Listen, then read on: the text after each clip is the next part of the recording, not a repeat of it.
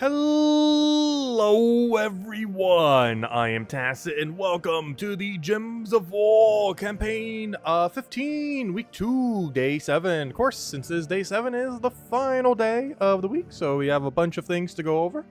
This is also the last several hours of the Vault event. Well, not that much time, still plenty of time to get a bunch of grind in. I wasn't able to farm that much throughout the day.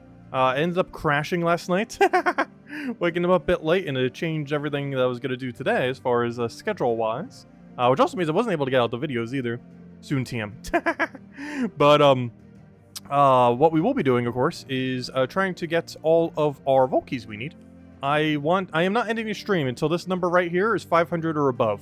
So however long that takes is how long we're going tonight.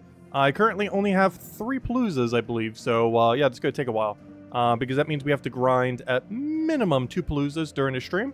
Potentially a third, depending on where our numbers are. We are counting pity towards that number. However, obviously Epic Vault keys do not count as they get stacked in a different stack. But yeah, we're streaming until this number says 500. This is the game plan for today. However long that takes. Anyways, I want to add a couple codes tonight. Anyways, let me go over all the weekly spoilers. So this is the mythic that just came out. She'll still be available next week. I don't even have to set up. Let's see. Let's go, that's the other thing. Let's see, calendar post. No, I don't need that. But while I'm here, let me go to the Gems of War website, and we can see the official post of Bejeweled. Anyways, so, we have a Broken Spire event next week. We are going to be getting a new brown-purple glory troop. Ends up exploding a gem and then creates a, excuse me. I just ate dinner. Explodes a gem, then creates 1 3x wild card. As in one singular wild card that has a 3x multiplier on it. With 2 more for each brown gem destroyed. Wait, that's actually good. Wait, explode a gem. Create a 3x wild card onto a already 9x9 smaller board. Boosted by brown for 2 more each. Meaning ideally, well technically it could do 5, but in an ideal situation where it's doing 3 or 4, let's say 4. That's 9 3x wild cards? That's actually kind of good. That is actually kind of good. Since when did they start adding good troops? Is this the one that gets shiny next week too? Because I believe it is. I believe he's the shiny guy.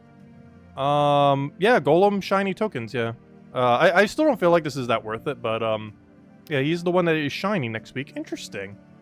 That's not a bad ability. Are they going to start adding good glory troops now that they could be shinified? It seems like they might, because yeah, that's actually kind of good. And it'd be even better if shiny. I still feel like if you're going to use something like that, you're most likely still using Centurion. But it's a good Centurion alternative, if nothing else. Because Centurion does, I believe, for the same mana cost. If I go check over here. Because the closest thing we have to that right now is Centurion. This guy. There's a 10% chance it devours a random enemy plus 10% for a wild card. And then converts all skulls into 2x wild cards. However, these are static where they get created, like you already know where they're going to go. Whereas the other guys, they can go anywheres. So, while it might be a little bit inconsistent in that way, even if you don't have alignment, you can still get extra turn with the Golem, unlike with Centurion. But yeah, that troop is not bad at all. It's actually usable. One of the few Golems that is. It's 50% score reduction too, which isn't too bad. Anyways, this ring is actually relevant for once. Doomed Band. Not because it's any better. Well, I guess it slightly is, because you can use it with Guard's avatar and such. But because, as of version 7.0, we get introduced to a new feature next week, and that is you're forced to use the Doom weapon. So, of course, in past Doom events, you would almost never use the Doom weapon they have access to. Main reason for this is it's normally quicker to win with a different mana accumulation weapon, or damage weapon, or not even use hero and just use something else under the color.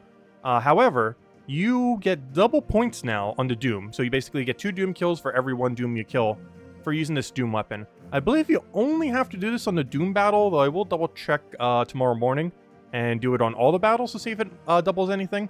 But to my understanding, it only doubles the Doom, so you technically don't have to use this on every fight, only specifically on the Doom fight.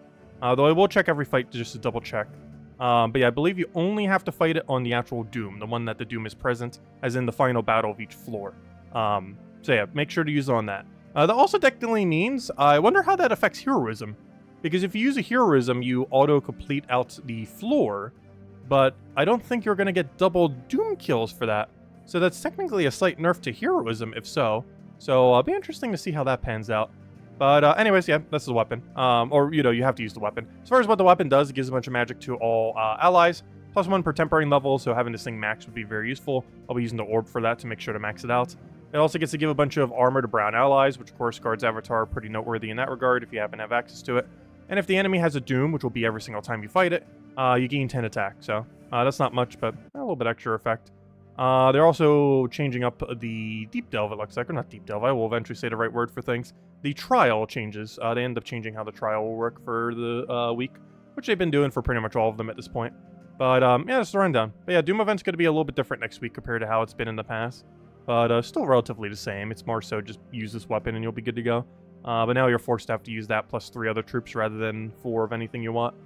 Anyways, next order of business. You know what? Let's go use the new calendar to figure out what's going on next week. So instead of bringing it up on Terran's World, we'll bring it up right here. So we have Tower of Doom, as we just mentioned, Brown Tower of Doom. We have a Broken Spire event week, which we just mentioned.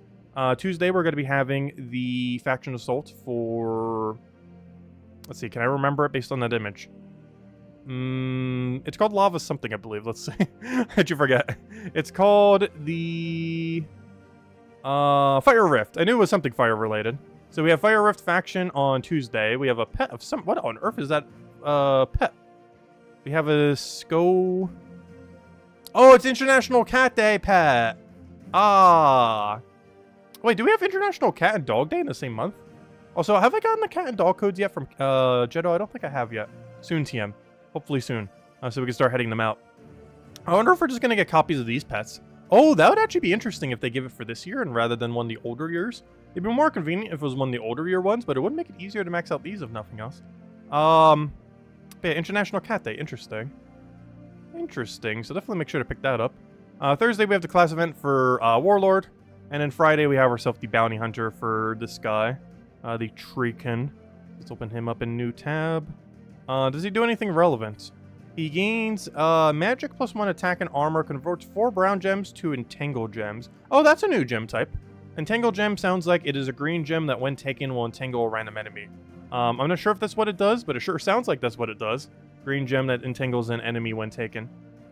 Interesting. That's not bad. And there are some situations where entangling your own team is beneficial.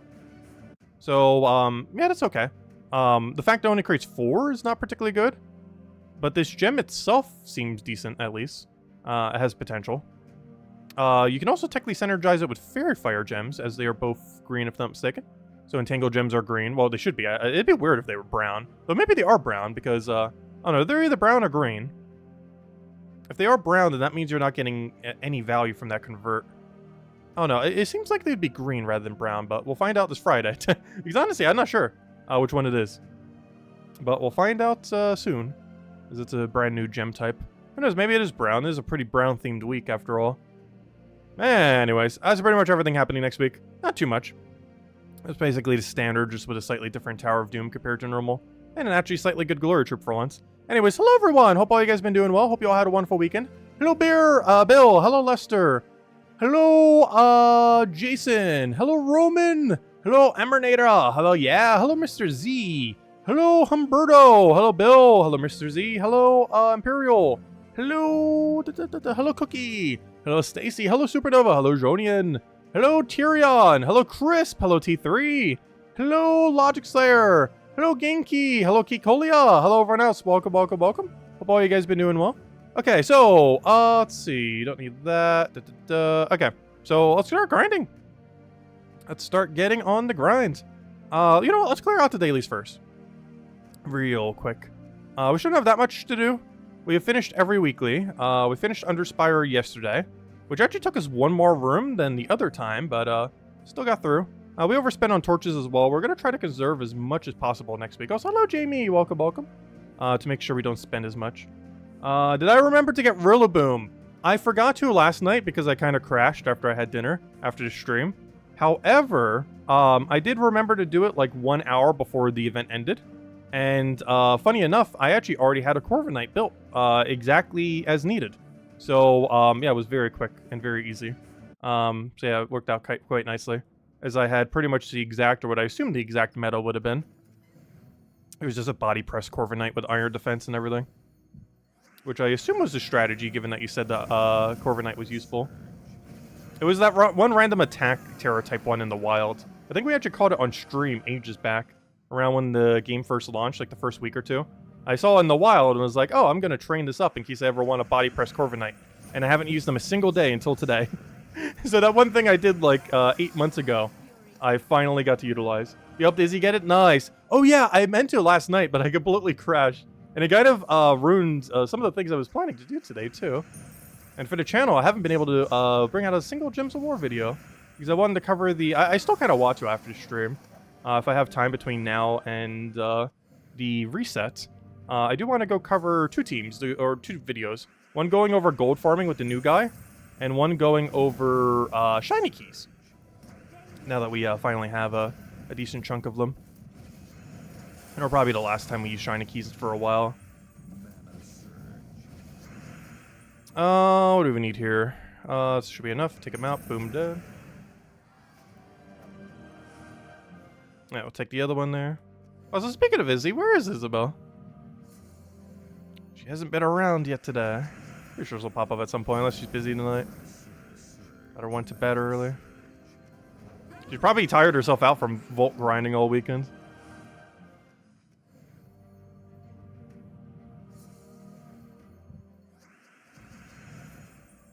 Oh, I can use the screenshot you sent? Oh, thank you. Yeah, I'm not sure if I saw that last night on stream. I remember asking, but I'm not sure if I ever remember seeing you reply. But, yeah. I'm not sure if I will use it for the video, but, thanks for that. I might when I'm explaining it. It'll just be convenient to show it visually. How many room does Underspire... Gosh, that little heart thing that YouTube has keeps blocking the text. How many rooms does Underspire have? You're at, like, 105 and 4 out of 5 keystones. Well, there's 6 keystones. So you're 4 out of 6 keystones, or 5 out of 6. But yeah, there's 6 sections. But how many rooms it takes is variable. It depends how many dead ends you find. It seems like on average you could do it for about 80 to 120. Our first week was 113. Last week was 91, and this week was 92. However, there are a lot of pathing you can do that waste a lot of torches, and it is possible to go up to like 150-ish. So, while that's very unlikely, it is possible to get that unlucky. So it's a very wide range. It could be anything from like 80-ish to almost like 140, 150 or so. With like 70 and 80 being very unlikely if you get like super lucky. And, actually wait, 13 is the minimum. So what's 13 times 6 plus 1? Because that would be the minimum, would it not? 79. So 79 is the bare minimum. So yeah, it could take anywhere from like 80 to 150. With 80-ish being like super absurdly lucky. And 150 being super unlucky.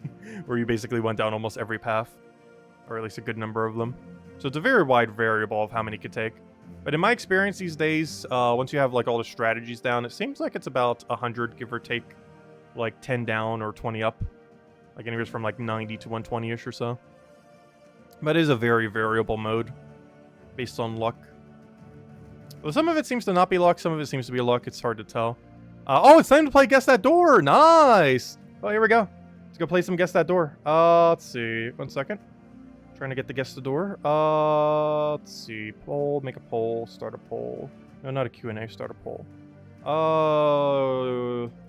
Guess that door. There we go. We haven't been able to play Guess That Door for a while. I wanted an extra code to forget it. Though we're still going to be probably handing out a few tonight. As well as a couple Sharkies, because I don't think I've gotten the new pet codes yet. But that being said, while we're waiting, let me go see if I have. Maybe we can start handing some out tonight. Maybe hand out a cat and a dog tonight. Let me see. Loading, loading, loading. Because I haven't opened Discord yet today. Loading, loading, loading. Loading, loading. Gosh, Discord, why do you take so long to open? Loading, loading. We'll see if we have any cat dog codes. Nope, she still hasn't fixed it yet. Interesting. Oh, hopefully she fixes it soon. Hopefully. Alright, quit Discord. Alright, we're out of here. Alright, where are we? What's the poll currently at? Looks like a lot of 6s. What's the next highest? Is 6 in a huge lead? Let's see. 4th is in dead last. 6 is in a huge lead. Does that mean we go 4 or does that mean we go 6? Hmm.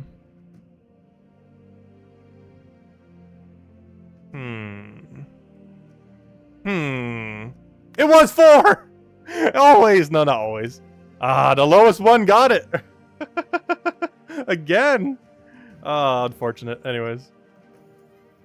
Honestly, go 7. I know, right? It's definitely 7. Honestly, if we always go the opposite of what is the most voted for, we would have a higher completion rate of perfects than if we went the one that actually wins. Sure feels like it. Unfortunate. I'm not sure why it's always like that. Even if people completely change which one they vote for, it seems to still be the one that is least voted for. Not always, but more than the one that is more voted for. Unfortunate. That reminds me, I still never covered a video for Catharic's guy either. I still don't know what I think about him. He's in a really weird category.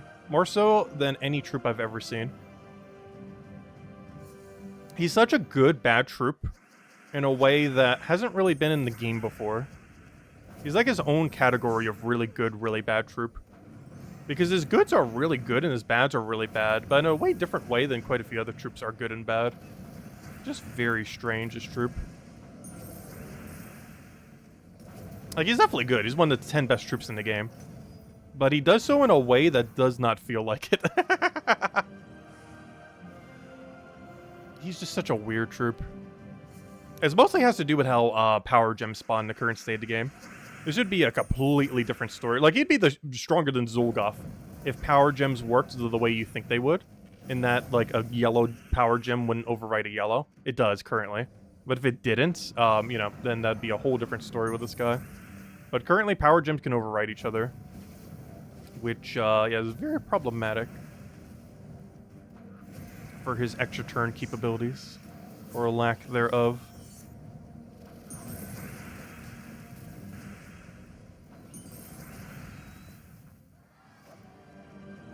Ah, there we go. Fortunately, no perfect. But, maybe we still get all of our diamonds and everything. Ah, there we go. Is that every daily, then?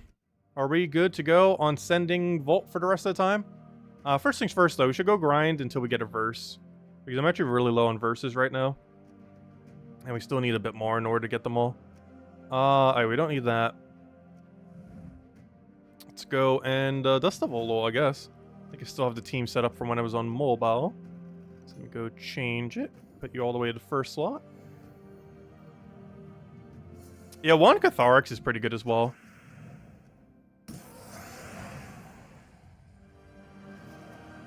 The main combos for him are Wand plus him, Zolgoth plus him, and Iron Gut plus him, I would say, are the main 3. Though there are obviously plenty of other things you could do. But Wand, Zolgoth, or Iron Gut seem to be his 3 bigger synergy options. Iron Gut for Underworld, particularly when you don't have access to Zolgoth. Zolgoth for, you know, just the standard, just cover every color kind of synergy. Works pretty good for Explorer and stuff like that, too. And Wand for mana accumulation. Also, Wand's probably a bit more accessible for some newer people as well, compared to some of the other things. There's always a requirement to get Wand again. Why do I completely forget? Wasn't it actually pretty easy? I could have sworn Wand was actually really easy to get relative to how strong it is. Where is it? Yeah, Wand of Stars only requires you to own the Lovers. That is a really good weapon for that small of a requirement. Because this is basically free, and this is a little bit of souls to put down, but compared to Dawnbringer's 1.3 million, that's basically 0. Yeah, that's really good for how small of a requirement it is. The problem is getting the Lovers. But once you have it, this weapon is basically free.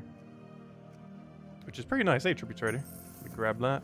Alright, well, let's keep grinding until we find a verse, then we'll hand out a code, and then we'll go open all of our Paloozas. And then we'll see where we are after we've opened all those Paloozas. As that will be 4 Paloozas open then, which would bring us to 13 total. Also, gosh, we keep finding verses, but they're not the ones I need. Come on, show us the verse 3. Hopefully it doesn't take us too long to find our first one. Could find one in a couple minutes, could take like almost an hour. Hopefully it doesn't take that long. Oh, gosh. It sure better not take an hour for the first one. Oh, definitely can if you got unlucky enough. It shouldn't take that long, though. I would say on average, you get the verse you need once every 20-ish minutes. So it is pretty variable. Also, hello, Sushi Ninja. Hello, Chad. Hello, who Vanessa, hello, too. Hello, It's because you have a 66% chance to be wrong, so you should always switch. To a degree, yeah. It's that one whole door fallacy thing. Or whatever that one experiment thingy is called. Also, hello, Random Walk. Welcome, welcome. Also, hello, Mr. Z. Not sure if they changed the frequency of Dragonite gnomes a ton today. No, it just seems like they appear a lot more often during Vault events because all gnomes are appearing more often. But you're almost always going to see them during Paloozas. Like, every Palooza you do, you're almost guaranteed to find one. It's not literally guaranteed, but a super high chance. You just realize Mirage Queen is the wrong color. Wrong color for what? Oh, you meant for the team you mentioned. I see.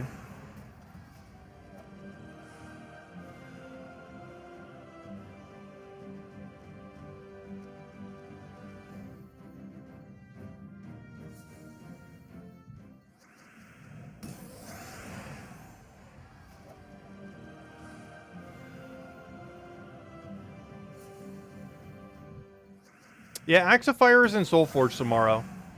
It's the second of the 3 new quest weapons that they added in version 6.9. Don't start. They're spamming 69s at the beginning of our stream.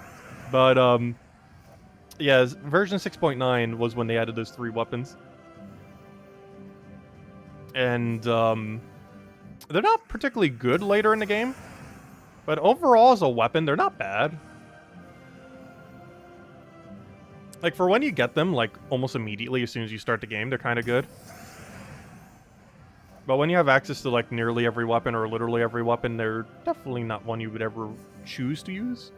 Unless you're really forced to due to a weak restriction or something. Like when you're restricted to Broken Spire and that weapon just happens to be good enough. Which, who knows, maybe some point next week it actually will be the meta for something. But Broken Spire has quite a few pretty good weapons. Actually, doesn't Broken Spire have Mountain Crusher? Because that's going to be a fun one to use for some of the events next week. But then again, we're not going to have as much Broken Spire event to do it on. Because the weekly event next week is Tower of Doom, which is Brown Restriction. Which I guess if nothing else you can use Mountain Crusher. Oh no, you can't. Ha! Well, I guess you can. You do have to use the ring. But I believe you only have to do it on the Doom fights.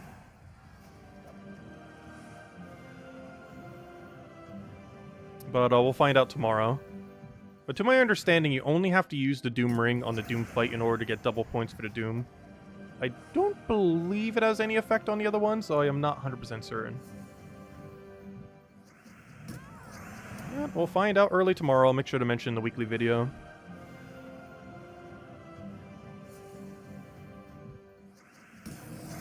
Also, thank you, Janice. Yes, the Monty Hall problem. That would be the one.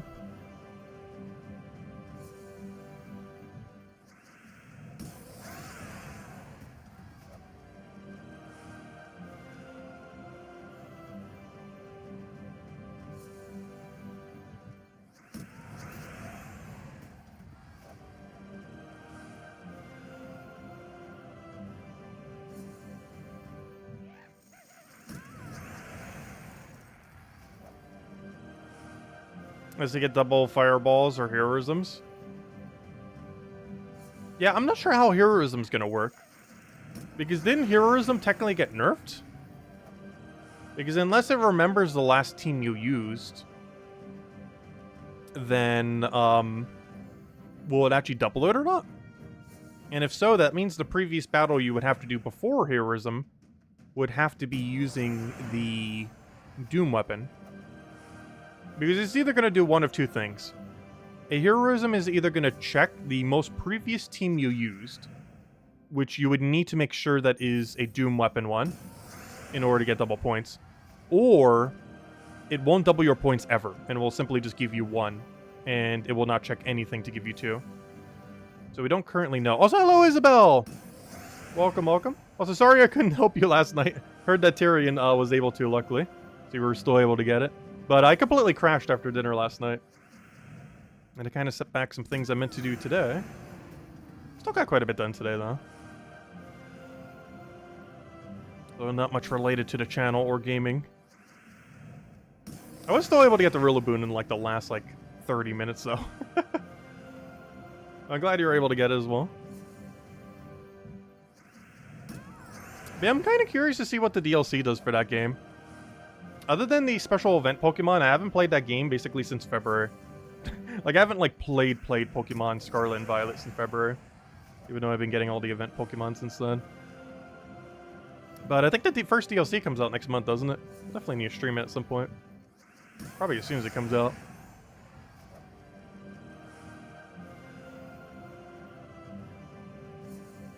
Actually, since I got back from my trip to see family, I haven't done any midday streams. Well, actually, that's not true. We did one for RuneScape the other week.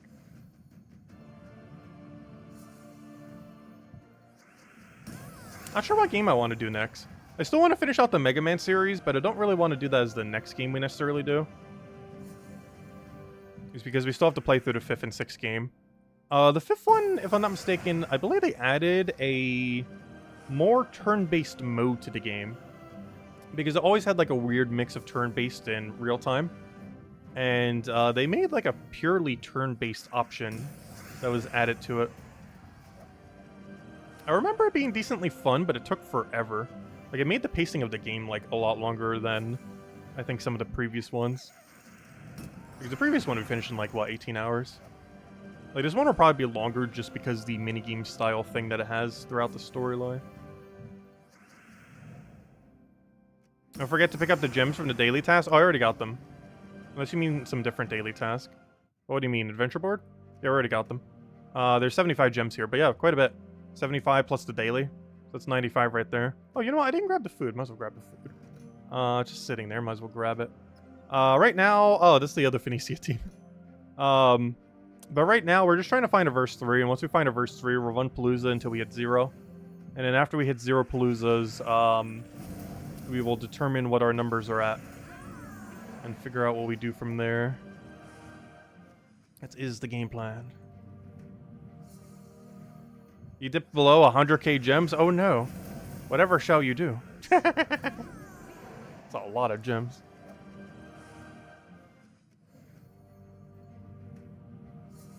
We're at like, what, 28k right now? Though we have like 50k if I was to use everything. Like if I use... Oh, whoa, whoa, whoa, whoa, whoa, whoa, whoa, whoa. What just happened? Whoa, wait, what? Oh yeah, I fixed it. I have no clue what just happened, but...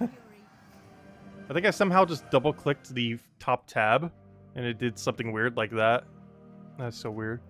But it only did it vertically, which is probably the weirdest thing. It didn't do it in both directions. Anyways, whatever just happened, it has been fixed. Anyways.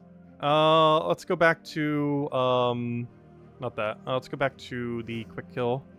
Because I still need at least one more verse 3. Technically, we actually need like 2 or 3, but we'll get one more for now. Where on earth is the Stifle team? And once we get it, we'll hand out a code. Do I ever do the PvP battles in this game these days? No. Generally not.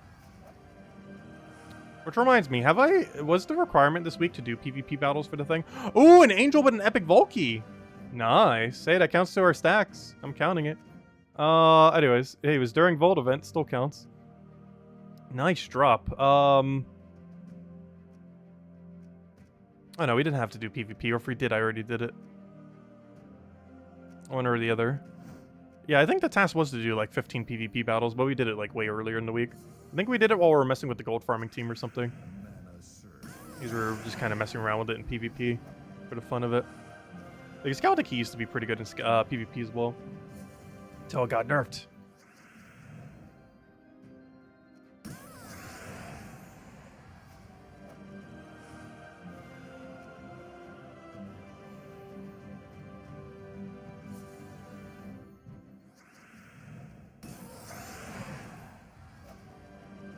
Gosh, am I getting this level before we get this verse? Sure hope not. Though that would kind of work out. Because getting that level during a Palooza would technically slow us down a little. But honestly, it's so little that it barely matters. It slows you down by like half a fight. Which, you know, that's a little bit of loot, but not a particularly high amount compared to other slowdowns, like finding a Mimic or something. Because finding a Mimic slows you down way more than getting a level up, that's for sure. Even if you did a Switch Kingdom method, it still takes several seconds to make sure you click off the kingdom, and then remember after the fact to actually go and kill it out with a different team. Which we've actually gotten pretty lucky. I have only gotten one Mimic this entire weekend while farming. And it was a 5 times while I was verse farming off stream. I think it was yesterday? When I was verse farming, I found a 5 times Mimic. Unfortunately, no, it did not have the Horde Mimic in it. Though I would have mentioned it for sure if that would have... Oh! Well, here we go. Here's the second Mimic. Yeah, the other one I got off stream and it was a 5 times. This is the second Mimic we found all weekend, I believe. We've been pretty lucky not finding any during the Palooza. Also, I just realized I used the wrong team. Oh no. Oh no. Well, time to play. Can Ironhawk solo an entire team? Well, time to use Ironhawk as a B tier mythic. Go, explosions. He was originally supposed to have more damage. He was actually supposed to have 20 Doom Skulls originally, instead of his current 12. But he got nerfed before release, because they were concerned with that being too strong. So I think they had a bit of an oversight on the other part of his ability. This is going to be a very awkward fight that is very winnable, but very slow. And I can't run away because you don't get the Mimic if you run. The worst thing that can happen is they do have a Devour rate of 1 in 6, if I'm not mistaken. Because they have 6 different abilities, each weighted evenly. So they can just outright Devour us if we're not careful. Oh, no, they can't. Never mind. We have Impervious. So never mind. This battle should be pretty straightforward. It's more so a matter of time than if we're going to win or not. It's going to be a very slow battle, but a slow battle that we're essentially guaranteed to win. Ideally, you do not want to be using this team against this, obviously, but I forgot to switch my team. Oh no, this seems fine. It's slow, but it's not like glacially slow. Just moderately slow. Okay, let me go get the second one before I cast that so we can just triple cast. Because I can do that, and then he'll have full mana. Kind of like what you do with truffles when you're running like 12 truffles or 4 truffles for Amethrax. Or you kind of do that so you can mana loop a bit better. You get like 2 or 3 of them up and then just spam them. And this team's the same premise if you have to resort to these. Just get 2 or 3 of them to full mana and then start casting them. And there we go. 5 times? If it is, I definitely need to make sure I should change the team. Oh no, only have 2 times. Just double Yasmin. I actually got a 5 Orpheus when we did it earlier, which is the best gem you could have gotten from it anyways. It's not too bad. There we go. Yes, as Isabel mentioned, definitely feel free to leave a like on stream. Helps a lot and is greatly appreciated. And we'll hand out the first code whenever we finally find his verse 3. So at this rate, we might hand it out a little bit sooner if it's going to take this long to find a verse 3. I was hoping to get it within like 10 minutes. But he's hiding on us. We've gotten several verses since then, just not the one we need. The only one we need. Yeah, I know, they can't devour Ironhawk. I realized that like several seconds after the fact. Because he is impervious. I'm so not used to seeing the icons next to them. That keeps throwing me off on immunities. Because I always referenced it slightly, even if I knew for sure what the traits were on a troop. I would always like slightly reference the trait stones that were next to a troop. Oh, come on, that's not the one I need! Another verse 2. I remember when we needed verse 2s. Not anymore, though. I need verse 3s. Is Baldur's Gate 1 and 2 worth a buy? Looking for the combo pack on Xbox. I have never played either of them, so I would not know.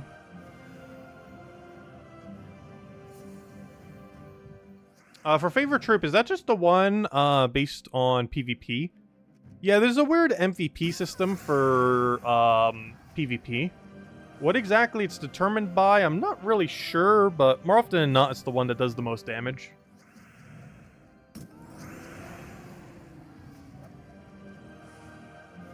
Also, hello, KV. Welcome, welcome. We'll take the Dragonite, I guess. It is technically worth more than the shards. What's the Noma Palooza skull and crossbones? Oh, where's your Noma Palooza scroll and crossbones? I'm not sure what you mean by that question.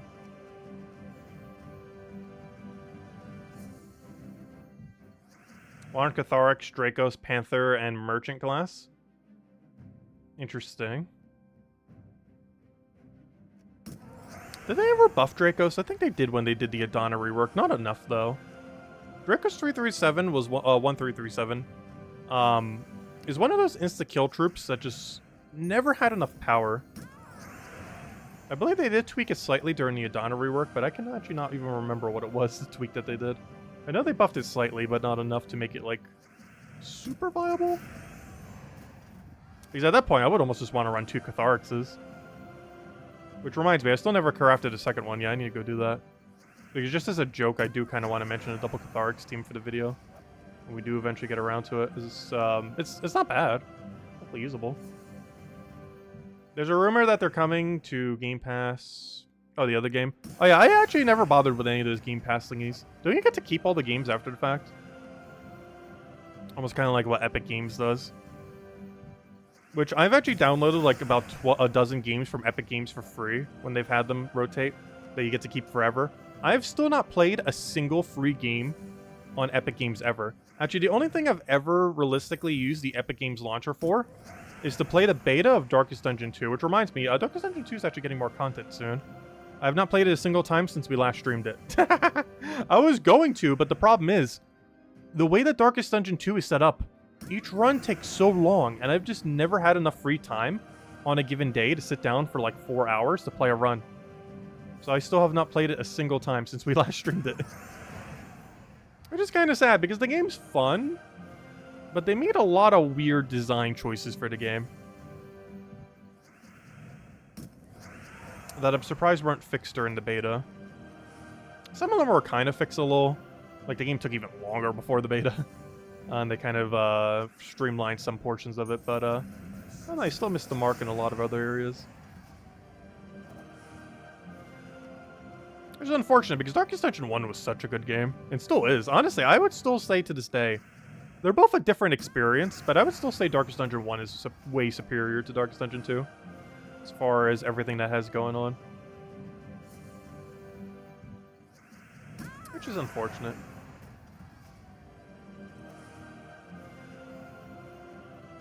Was that low speed factor? Welcome, welcome.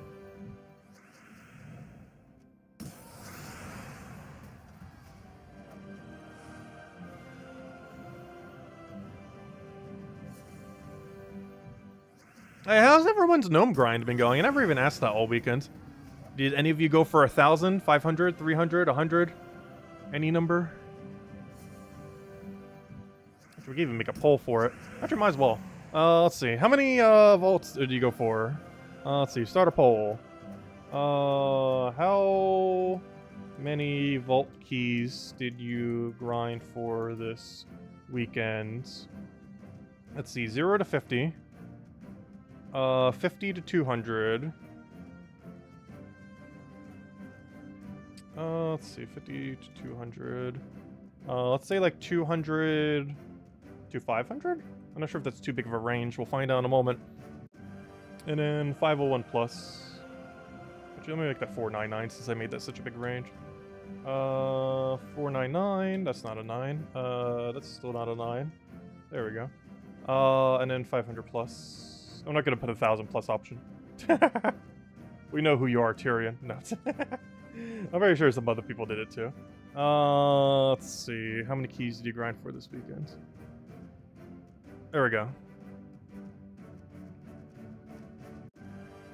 Yeah, there's ranges should be fine. So we're of course still going for our 300. So as of currently, we're kind of in the 200 range. After we open our Paloozas, we'll definitely be in the more 300 range.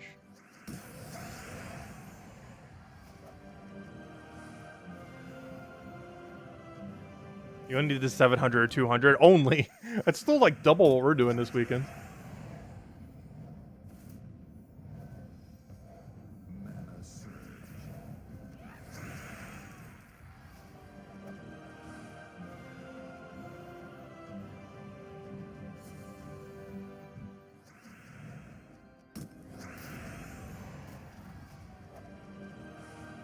Alright, I'm not sure if verse 3s want to drop. I had this exact issue off stream all weekend. I am not sure why. But verse 3s just do not want to drop for me this weekend. We got a little bit lucky that one stream where we got like 2 of them while we were running Paloozas for free. It was huge. But as far as me actually verse farming, like using Dust Devil Quick Kill this weekend, I have gotten way under drop rate for verse 3s. I've been doing okay on the other gnomes, it's just verse 3, the one we actually need, just does not want to drop. Which is unfortunate, as that's the whole thing we need to be able to do any more Paloozas. Doesn't help if we have more of the others. At least not immediately.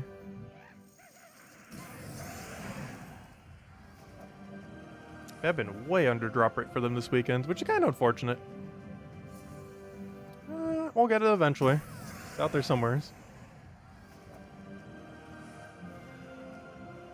Because I did grind some off stream today.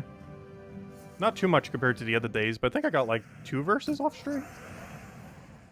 Though for the amount of time that I grinded, we should have gotten close to 3 or 4. No, again, there's a verse, but not the one we need.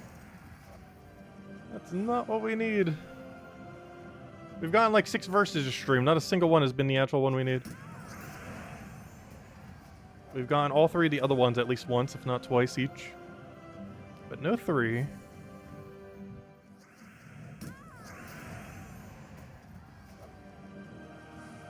Because I think we're up to 2 1s, 2 2s, and 1 4 found this stream so far. But not a single 3. You've run 0 Paloozas, but you're up to 150 Paloozas? Oh, wow. Though I do advise using some amount of those Paloozas, though. Because you get to cash in on some of those juicy pity keys. Ain't nothing good there.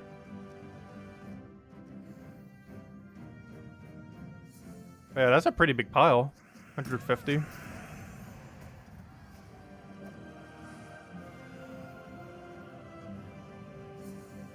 Oh, you're not using any of them? Oh, are you just hoarding them all and then next Vault Weekend just using them all? That's gonna be a lot of Vault keys to use. Actually, that's enough that's enough Paloozas that even if you did it literally every second of a weekend, you would still have enough. There's realistically, let's say 20 hours per day. 4 per hour. That's 80 per day. Oh wait, never mind, it actually wouldn't be enough. Well, it depends how many hours you do. Because if you did 20 hours every day, 4 per hour, that would end up being 240. So that assumes doing it for that much time, obviously. I'm pretty sure you would do it for slightly less time than that. Probably close to like 10-ish hours or something.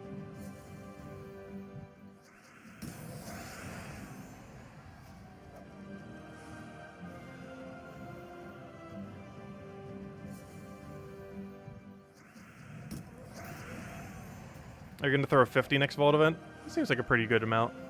That's about how much we grind for, but normally I don't have that many Paloozas to throw down. He's doing that many would be like, what, 13-ish hours? That's about how much on average we grind a Vault event, I would say, on a given Vault weekend.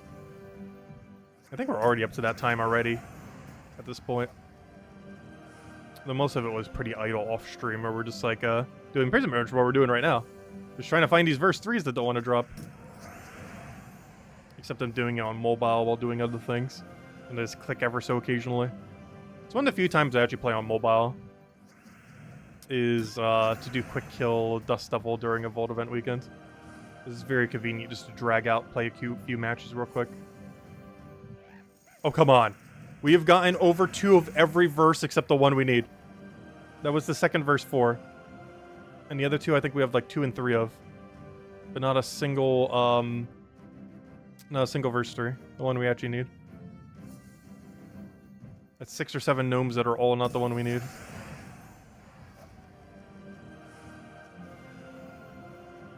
At least we know they're still dropping. Like, our drop rate for them is fine. Just the drop rate of the one we need has been pitiful.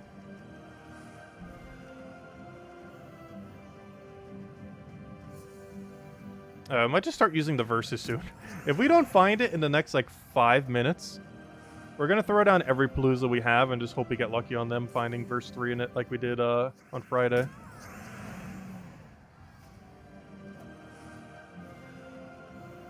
We'll go until we get our level. And we'll hand out a code then. And then we'll use verses until we run out. So we'll do it based on then. If we somehow don't have it before the level, we will just switch once we get the level. have a serious question. Will the money-locked pets be in the pet rescue pool? They should be. However, I have had absurdly bad luck getting the Infernus pet. But can anyone confirm that? Because to my understanding, they can. But to my actual practice of where on earth is this Infernus imp, I have never seen this thing. It's been like a year now. But last I recall, they do get added to drop table like 6 weeks after the fact. I think originally it was like immediately, and then they changed it to like 6 weeks later. I don't know, maybe they changed it to they just never appear there now? I have no clue. But they're supposed to be, last I recall. The pets from that are supposed to be in drop table after the fact. If they actually are, I don't know, because Infernus Imp never wants to show up.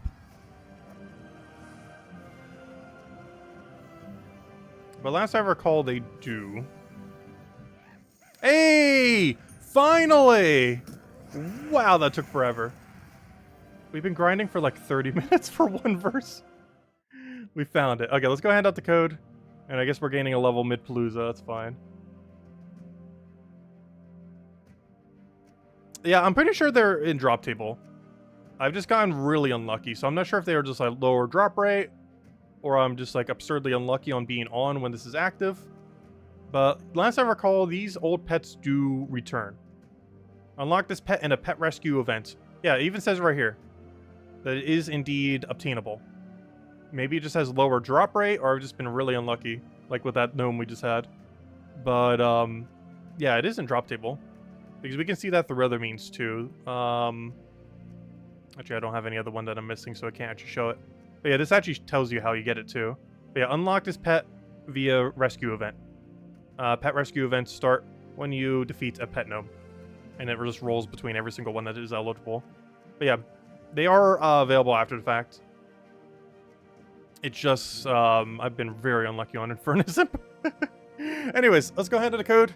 I'm actually going to do a Sharky code here because I'm running out of normal codes. We'll hand out, how many normal codes do I have? We'll hand out a Sharky right now. And then I have, maybe a normal. And then if we do hand out a third, well, I guess it'll be a second Sharky. And then we'll have a normal for tomorrow. And then hopefully by then we will have the special pet codes of cats and dogs. But there it goes. There's a Sharky. Next one will be a non-Sharky, and then the last one we hand out the stream will be a Sharky. Anyways, let's go run Palooza. Let's go do one fight to go set up our team. Let me go set up the timer, because we haven't needed this entire time. I haven't even bothered setting it up. And then from there, yeah, let's go to run Palooza until we get 0. And then after that, we'll see where we are on keys. We're still going to be a little bit short by that point, but I'll see exactly what our numbers are. Hopefully we find a verse 3 during one of these 4 Paloozas. We found 2 on Friday, though it's very rare that we would have that happen, but it is possible. We've already done it twice this weekend. Let's see. Let me get rid of that. Make sure timer is timering. Timer is indeed timering. And we're good to go. Yeah, we'll hand out about 2 more codes to stream, because we're going to be here a while tonight. Because, as I mentioned, we're not stopping until this number says 500 or above. And it currently says 368. Though technically, we do count all of pity in that, so technically it says 400 right now. Actually, I might even just claim that soon once we, I think after we throw down all these Paloozas, I'm actually going to claim all of our keys and see where we're at. Because pity by then should be at like 40-ish? Or almost 40-ish, somewhere around there. Maybe like 37. But, yeah, we're technically right now at 399. So 1 off of 400. Which means we should need about 5 Paloozas to get there. There's a problem with that. I am currently at 4 Paloozas. I am currently sitting on 4, not 5. Which is 1 Palooza short of what number will get us there. So I still need to go find 1 more verse 3 after we go open these 4 Paloozas then. Unless we find one within one of them.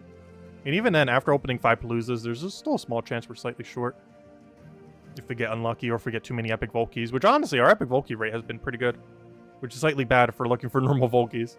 You know, it's good from an overall loot perspective. It's bad from a, we're trying to hit 500 Volkeys this weekend perspective. I'll say, yo, Yatsamorph, welcome, welcome. Our ball has been well. You got 950 Volkeys from grinding for 9 hours in a day? Nice. That's a pretty big hole. It looks like based on our poll, the highest number is 50 to 200, which makes sense. It's probably the most common range to end up hitting. As that's basically a few Paloozas and the casual grind range. I can't see the other ranges off the top of my head right here, though. Could you not run away? That'd be wonderful. Also, that's not even enough damage. Not only do we not get the loot, but I still have to keep killing it. There we go. That's unfortunate. Lost a few Dragonite and lost some time.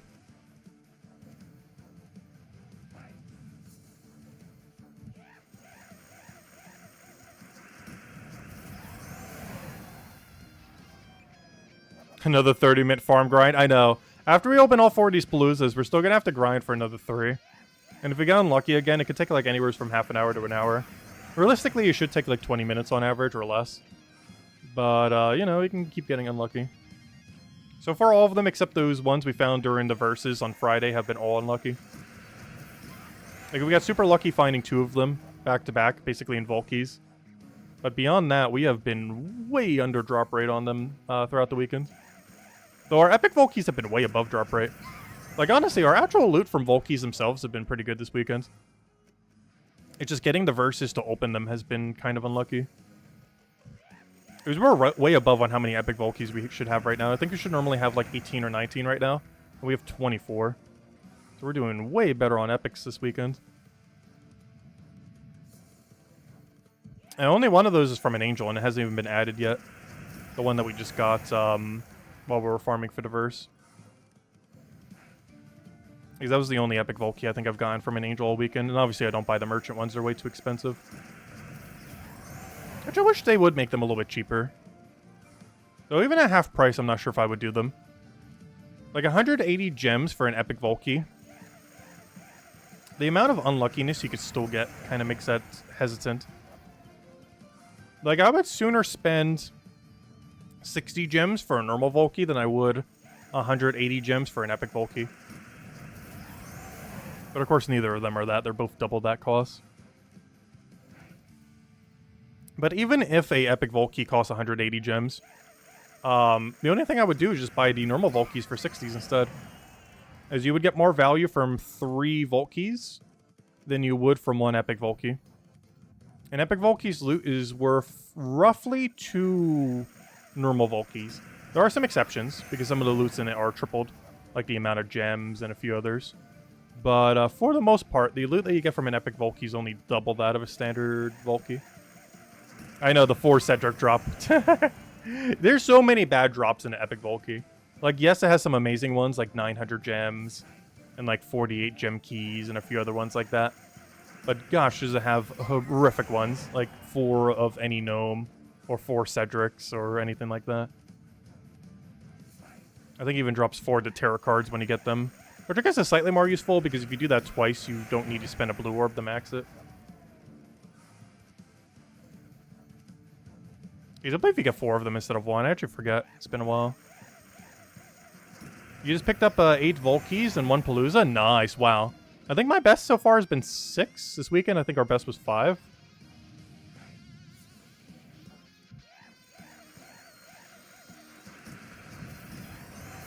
But we've gotten multiple 5s this weekend. I think we had 2 or 3 Paloozas that were like 4 or 5.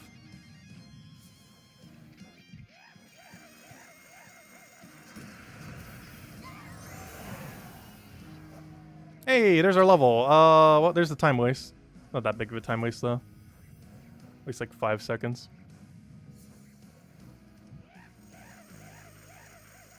But every little bit is precious for the Vault event. Gotta get every last key we can. So this first Palooza is going to be a little bit biased number-wise. Because it's going to count a few of the Volkies that we got while we were farming earlier. It's also going to have the 1 epic Volky that we had from the Angel, which I still count. It was technically still during the Vault event. Doesn't really matter how we get it during the Vault event. It's still from the Vault event itself. Because we never would have gotten that Angel if it wasn't for the Vault event. Because we wouldn't be grinding that much.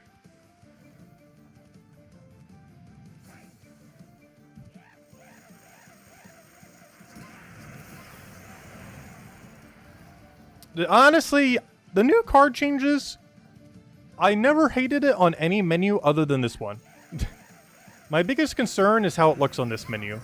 On every other menu that the cards have been changed, I actually like to change. And it was pretty much like that from the start as well. But it's definitely grown on me even more. But the main thing I hate is how this screen looks right here. I find it really hard to see the numbers. Because of all the different colorations on the card. Like, if every other screen was the same, but they made this one, like, a bit more monotone or something on the sides there, it'd be a little bit better.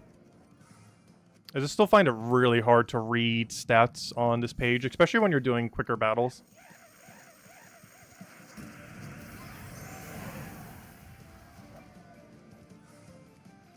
I even lost one of the Guild War battles when I was on break, because I couldn't really see it, especially on mobile, where it's, like, microscopic size. Because I was playing... Oh gosh, I double survive! I don't see that too often. But Soul Gnome had extra durability, and obviously Dragonite Gnome always lives.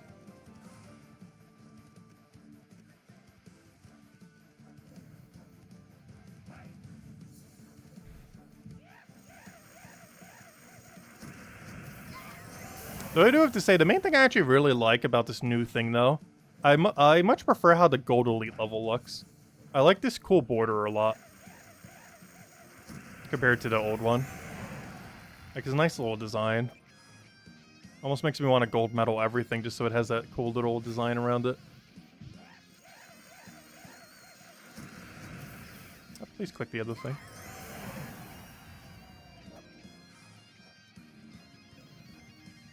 How goes the grind? Pretty good. We're doing pretty bad on verse 3s. But as far as the actual loot from Paloozas, we've been doing pretty good this weekend. And we're currently trying to get up to 300.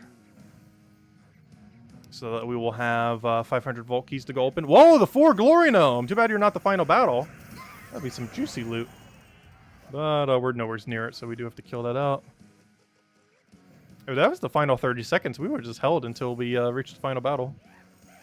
Because that would have been pretty much a guaranteed 2,000 plus glory. And instead we got like 300-400 for it.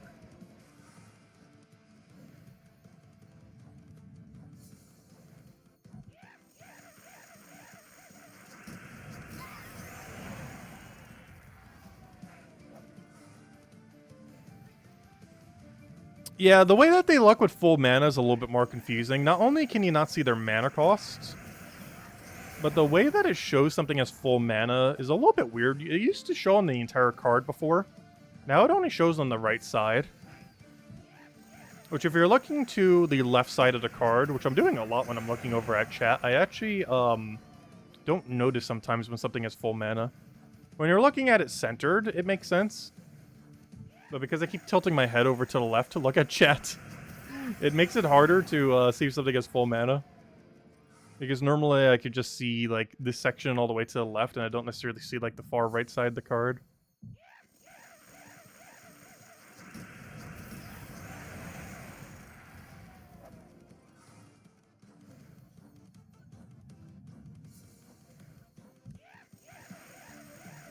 And that reminds me, did we ever do the epic trials this week? I'm pretty sure we did on Monday. I almost always finish them off on Monday. Oh yeah, we did. Because it was a super easy auto-win Zacian one. That's why I forgot about it. It was actually the easiest one we've probably ever had. It was such a cakewalk. Compared to normal. Some of the teams that we've had.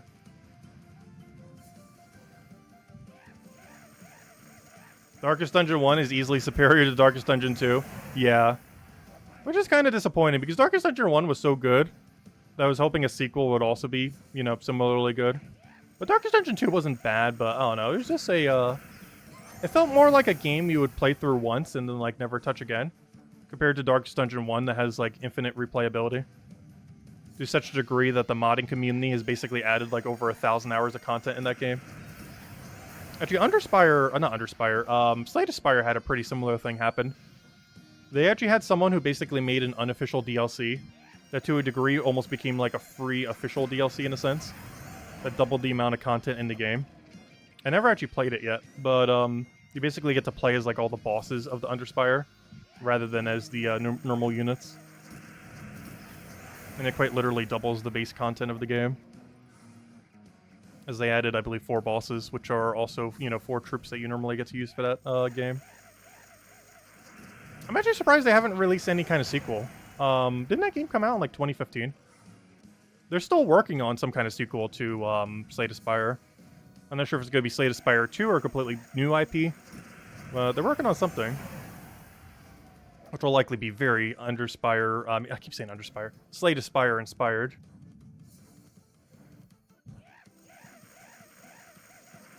Am I plan on making an updated video for looping teams? At some point we definitely could. It's been a little while since we've covered loop team videos. The big issue with loop team videos in Gems of War, or not the video, but just teams in general, is they're generally not worth using, surprisingly. The problem with Infinite Loop in Gems of War is, despite its consistency once you get it going, it is generally very low damage per turn. Most Infinite Loops are just like very slow chip damage over time, and they're more so really good early on in the game when you don't have access to better damage options. But once you have access to the better damage options, it's relatively slow to run Infinite Loop. Unless you're doing a mode where you really have to make sure you don't die. But otherwise, they're pretty slow, because first they gotta get rolling. And then once they get rolling, they normally do damage pretty slowly. Like Todd Team, it has a lot of mana. But your damage output's not the greatest, even with the extra turn hero weapon and stuff like that. It's not like the highest damaging team relative to time spent on it. Of course, it has an infinite number of damage, but, I don't know. A lot of them are just too slow to use in many situations. You have to think of, like, the main areas where you'd want to use a team. And the main ones include PvP/Guild War, which are both basically one category.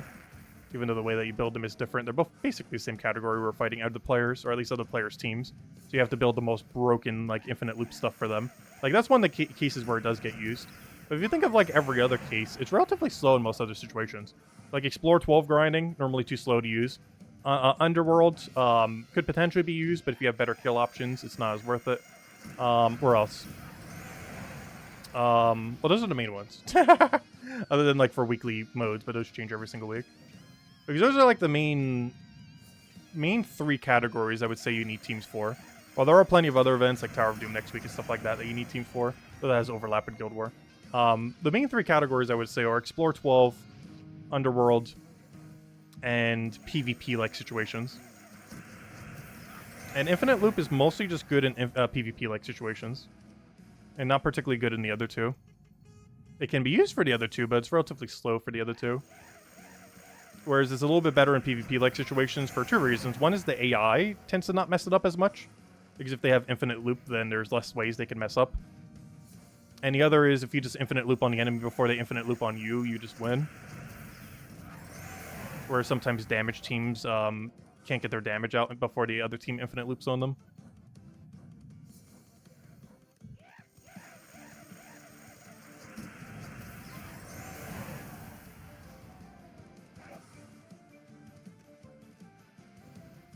Yeah, Secret does it, Todd does it, and also Chalcedony does it.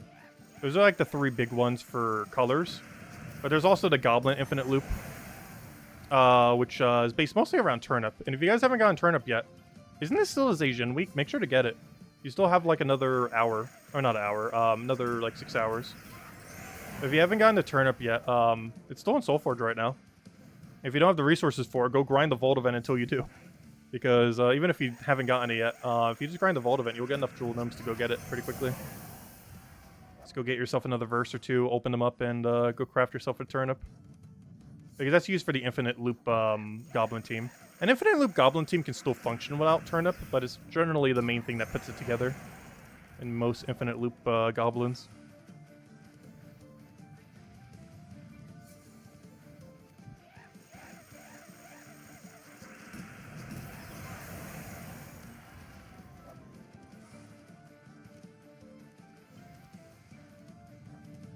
You grabbed Turnip and Megavore this week? Nice. Yeah, two really good pickups.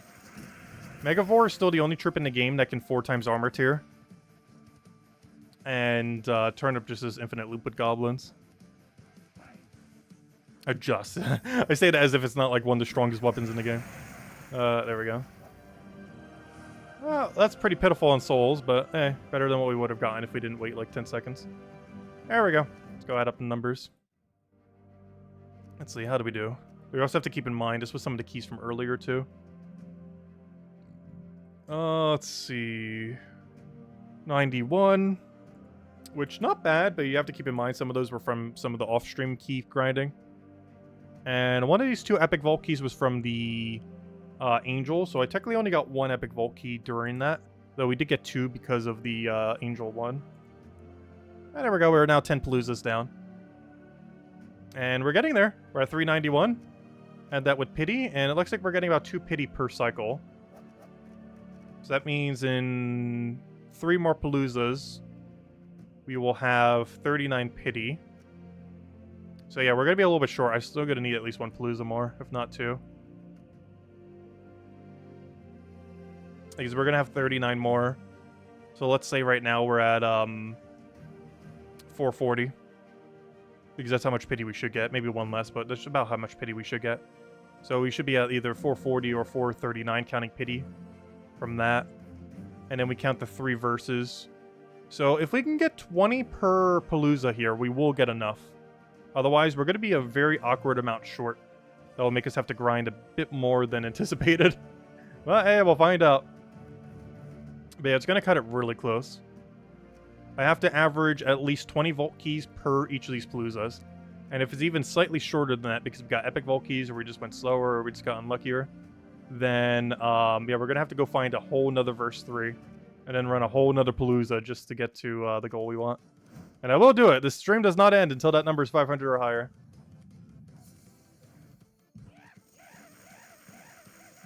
Oh, armor tier? I meant tier as in, it destroys all their armor.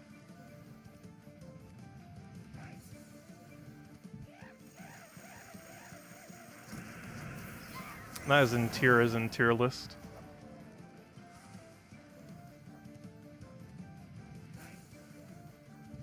Because there's a whole category of weapons that tier all armor when cast. Rope Dart and Mang being some of the more noteworthy ones. But there's also troops that do it, with Megavore being the most relevant, having armor tier for all 4 enemies. And if I'm not mistaken, it's actually still the only thing in the game that can multi-armor tier. Unless you count looping Rope Dart. But looping Rope Dart's a bit of a different category of mass armor tiering. Like it can, but you know, it's multiple casts. Megavore's the only one that does it in 1 cast.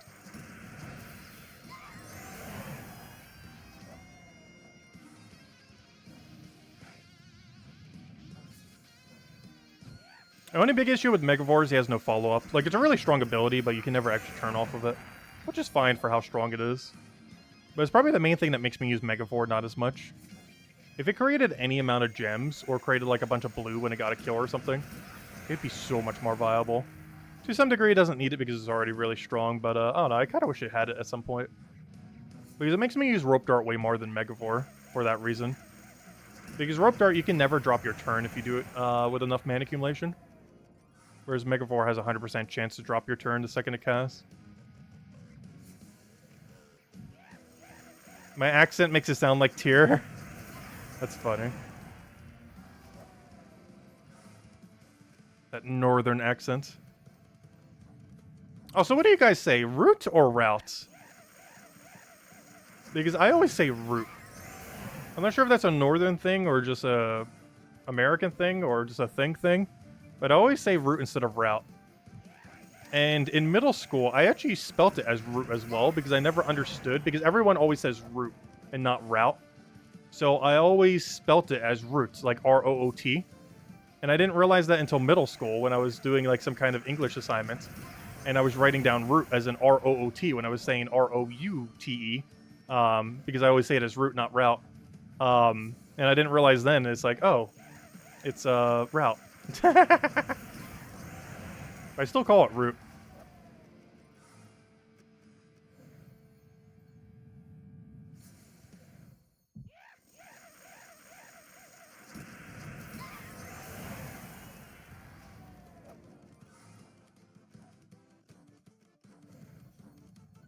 It depends on the situation. Oh, I say route in every situation.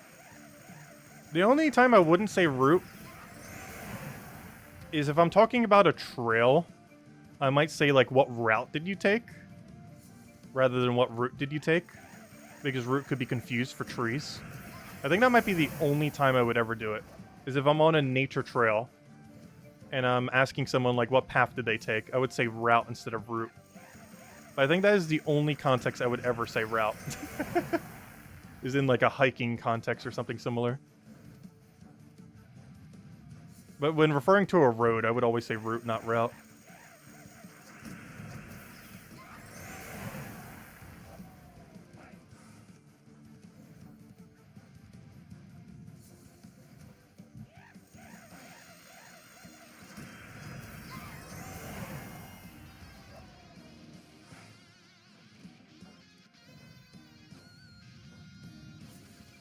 What did they say in the movie Cars? I actually don't remember. You know how long that has been? Also, the golden age of Pixar. They're far from that. I'm not sure what happened to animation studios in recent years. They've gone pretty downhill. Not all of them. But I feel like they produced like 5 misses for every 1 hit they did. Like, what's the last good movie Pixar has done? The last one I can recall is Inside Out. And hopefully they don't ruin it with Inside Out 2, because I believe they are making an Inside Out 2. But last I recall, Inside Out was the last good Pixar movie. And that's a lot later than the most recent good, like, DreamWorks movie. Because the last good DreamWorks movie was, surprisingly, the Puss in Boots second movie. The first one was pretty meh. It's probably one of the few situations where the sequel to a movie was, like, 100% superior to the original. Which almost never happens. Which is kind of funny, too, because it's based off of Shrek. And if I'm not mistaken, wasn't Shrek 2 a lot better than Shrek 1? I don't have much of a recollection of Shrek 2, though. They could have sworn one of the sequels was, like, way better. It's kind of funny because the Puss in Boots sequel is also way better than the original. Though very much more so. Because Puss in Boots 1 was pretty much just like a cash grab for Puss in Boots, whereas the second one was them actually trying. Shrek 1 is the best, was it? Yeah, I only have recollection of Shrek 1. They've made like 5 Shrek movies, and I honestly can't remember barely any of them except for Shrek 1. Because this is where they introduced Donkey, it had the whole love relationship thing, they had those inflatable frog thingies, which were funny. They had the dragon, they had a bunch of other things happen. Gosh, it's been a while. Wasn't Shrek 1 made in like 2002 or something? I think it's like 2 decades old at this point. It's the only one of all the Shrek movies I remember.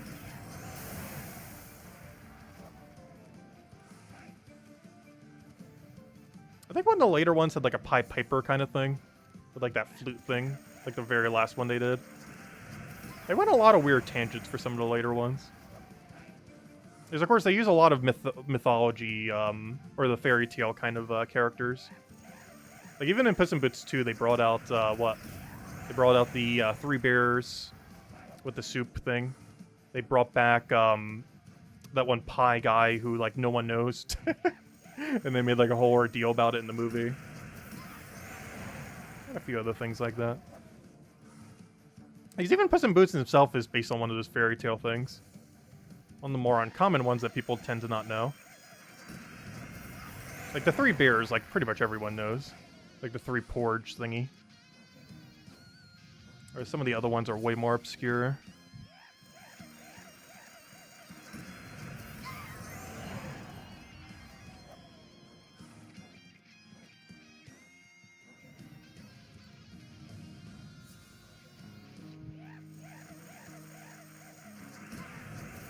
You only remember the I need a hero part from the Shrek 2? Honestly, I don't remember barely anything from any of the other Shreks. I can't even remember the plot line of Shrek 2. Only the first one. But yeah, that's probably the best things DreamWorks have honestly ever done. Everything related to the Shrek series and everything related to the How to Train Your Dragon series. Everything else they've ever done has been pretty mediocre at best, for the most part.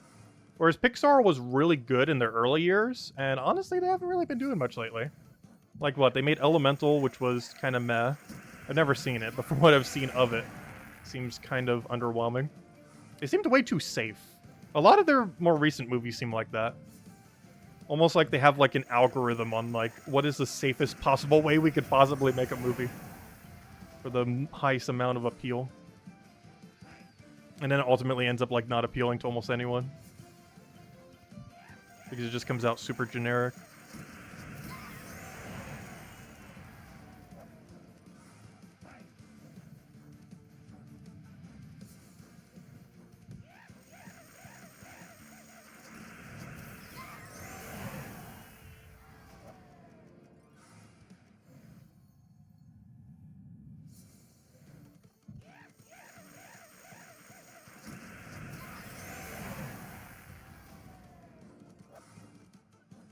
Up was probably the best storytelling they ever did. I actually never got to see Up.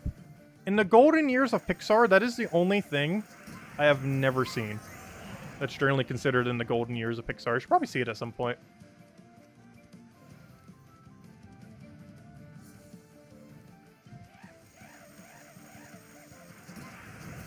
Because their golden years started with what? Like The Bug's Life, and then pretty much went until... I don't know, when did it really stop? I want to say it stopped around 2007-ish, 2008-ish? I can't really think of what the last one would have been in their golden years. I know one of my favorite that they ever done was definitely WALL-E. WALL-E and The Incredibles would probably have to be my favorite two they've ever done. Not to be confused with The Incredibles 2, where it was very underwhelming. At least compared to the standard The Incredibles 1 set. The Incredibles 1 and WALL-E. I'm actually surprised they never cashed in on a WALL-E sequel. For how many dystopian things they could possibly do about real life, how have they not made a WALL-E sequel? Actually, to be honest, I can't remember how WALL-E actually ended, though, even though I remember most of the plot. But I'm pretty sure they could make a sequel out of that. There is 150 dystopian things they could have possibly done with it in current modern life. Going like 50 years forward or however long that went forward.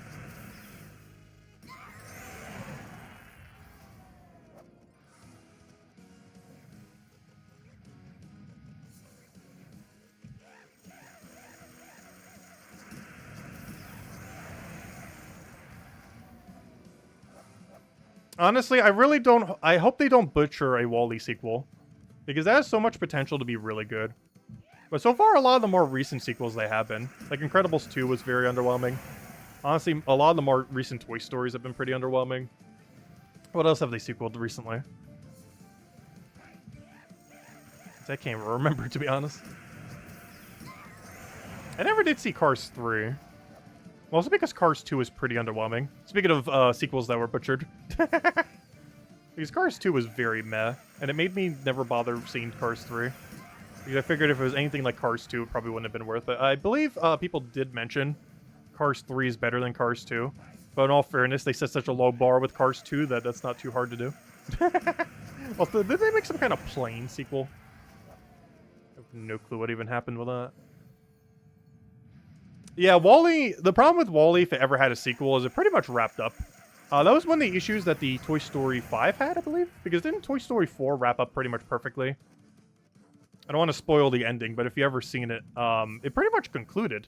And then they just rebooted the series because they needed more money for their investors. So they're like, up, Toy Story 5. Or whatever number they're up to these days. I'll catch you later, Chad. Because Toy Story 4, I believe it was, concluded very, very well. Like, pretty definitively. Like, they could have stopped there forever and it would have just been done. But they end up rebooting it for money.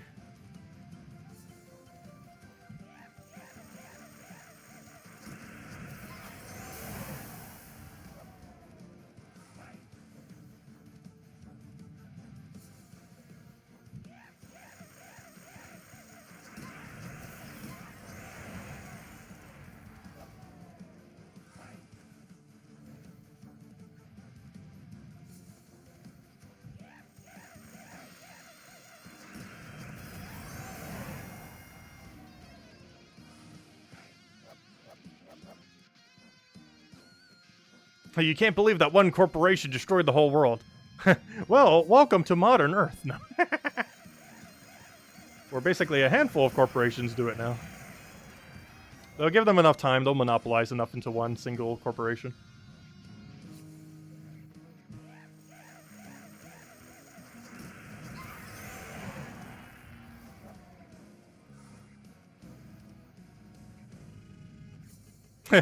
Disney bought Pixar to bury it. Yeah, they have gone a little downhill ever since then. They basically bought out their biggest competition. I don't know, DreamWorks has had some pretty good hits. Though they have at least 5 misses before they hit every single time. But they eventually get to the mark. Like, they made some kind of Kraken movie recently that was completely pointless. But, you know, then they also had the Puss in Boots 2, which actually hit it out of the park. And in between then, they had, like, 4 misses. And then they had How to Train Your Dragon 3, which was pretty decent. Though I do have to say, How to Train Your Dragon 1 and 2 was way better than 3. 3 wasn't bad, but it felt rushed. I felt like they had a time deadline that was like a half a year to a year earlier than it should have been.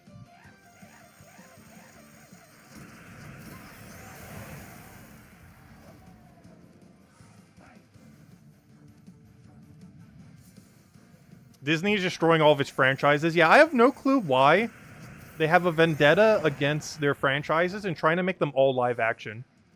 Because the most recent one was what? Mermaid one? And I'm pretty sure that flopped. I haven't seen a single one of the live action remakes. They did Lion King a couple years back. I'm pretty sure they've done a couple other between then. I have no clue what they were. But they're basically just trying to kill every IP and make it into a live action. It's so weird. I'm not sure what they're doing. Like, their whole thing is animation, and now they're just, like, making them all into weird live action thingies. And a lot of them do not translate well to live action at all.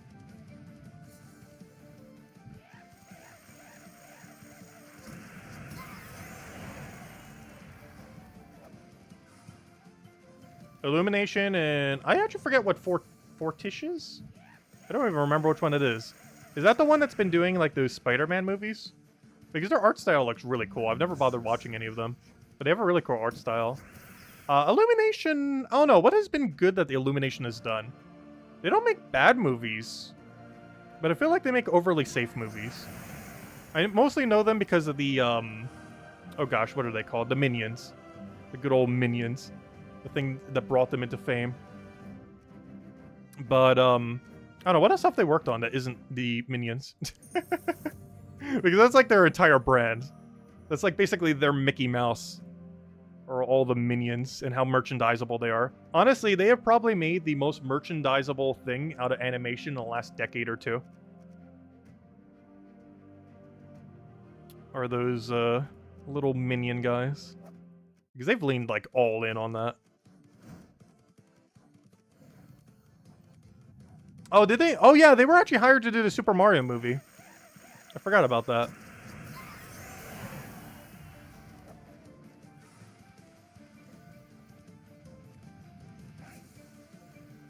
I still can't believe they got Chris Pratt to do that voice, though. He was not a good Mario. Oh, I'm glad they got Jack Black to do Bowser, though. They had a lot of really weird, but also some good voice acting choices for that movie. It's just some of them were really out of place, though.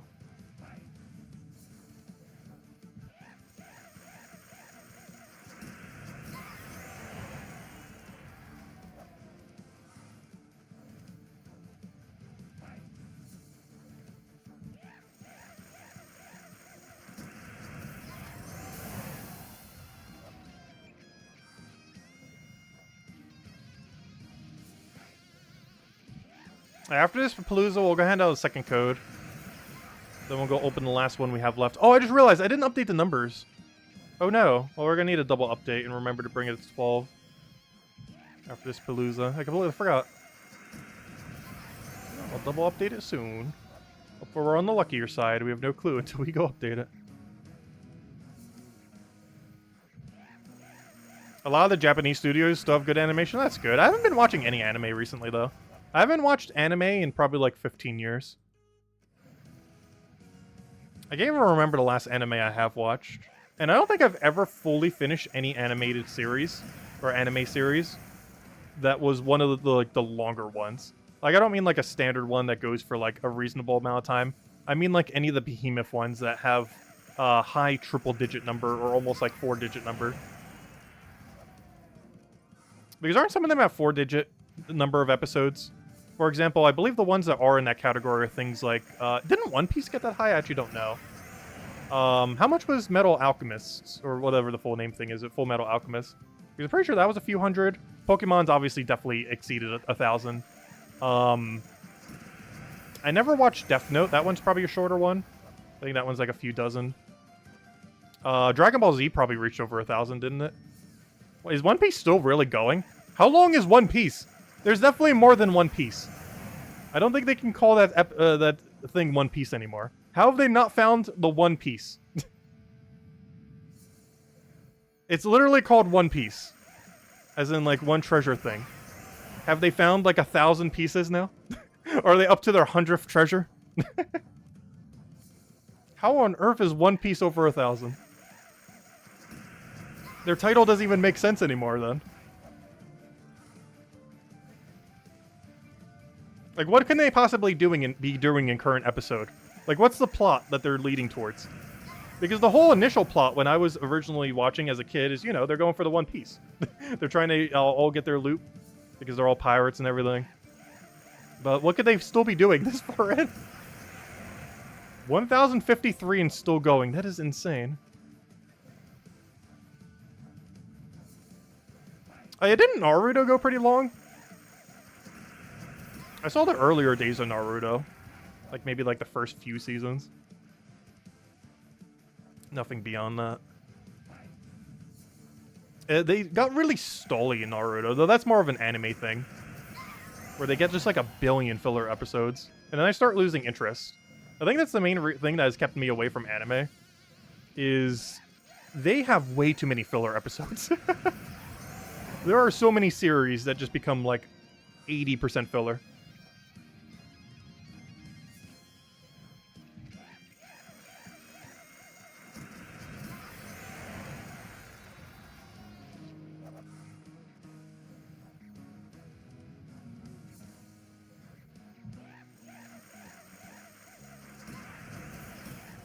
There's a live-action One Piece on Netflix, really? That actually sounds like it would be interesting.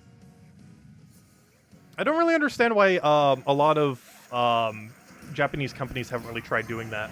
Pokemon has and a few others. Studio Ghibli did as well. But basically take like an anime and shorten it down to like a 2-hour movie. I know that's not realistic for most animes, but you know, that would be a lot more marketable than a 1,000 episode, 20-minute per episode series that goes for thousands of hours. A lot more marketable to have like a, hey, here's a 2-hour movie. The Studio Ghibli had a lot of really good ones. Spirited Away probably being the absolute favorite of mine. But they had a few other pretty good ones. Honestly, they didn't have a single miss. They were basically like the golden age of Pixar, but for every movie they ever did.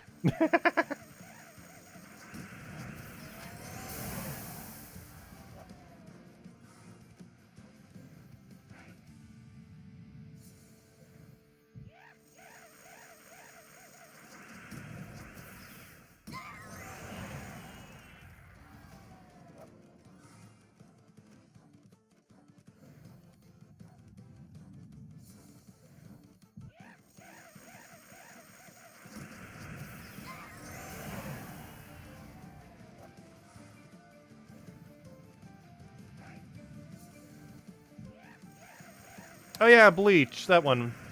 I do remember that briefly. Almost forgot about that. Most of all my anime I've ever seen have been from like Cartoon Network back in the day. I'm not even sure if they air those anymore. Does Cartoon Network still air anime at night? Or have they completely ditched that? I have no clue what Cartoon Network does other than try to kill their whole company these days.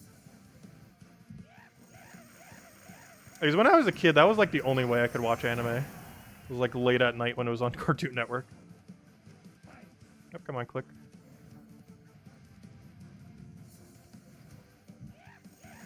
And now that I have access to like all of it, I don't watch any of it. It's just too intimidating to get into any of the longer series. They've gone on for so long that, like, how do you even get into it? Like, it's a year investment to watch, like, one singular anime for some of the longer ones. For how long the series goes.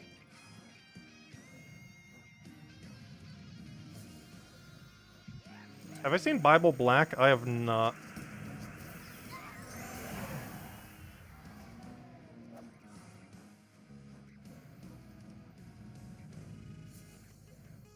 Netflix has ruined every Japanese title.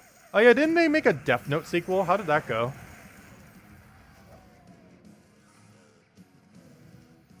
Because I recall that being a huge thing at one point.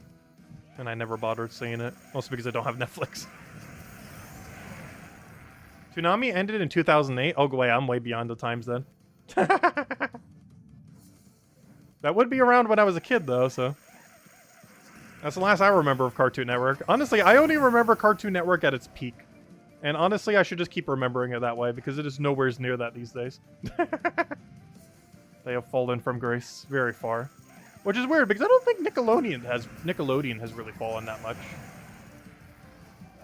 Like, they're still not as good as they used to be, but they've fallen way less than Cartoon Network did.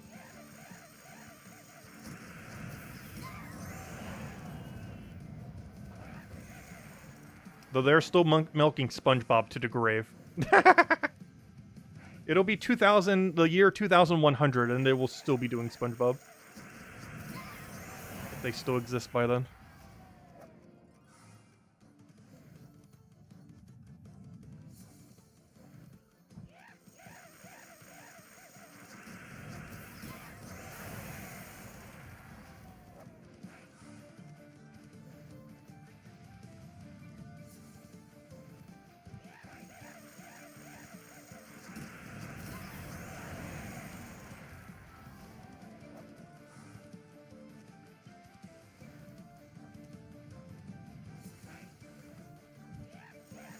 Which one was a worse adaptation, the Death Note or the Dragon Ball? Did Death Note flop that much, the live action thingy they did for it? That is one anime I probably would want to see at some point. Because isn't it under 100 episodes long? I'm pretty sure that's not one of the ones that went on forever. It was like a reasonable length. It went as far as it needed to. It told its story and then it stopped.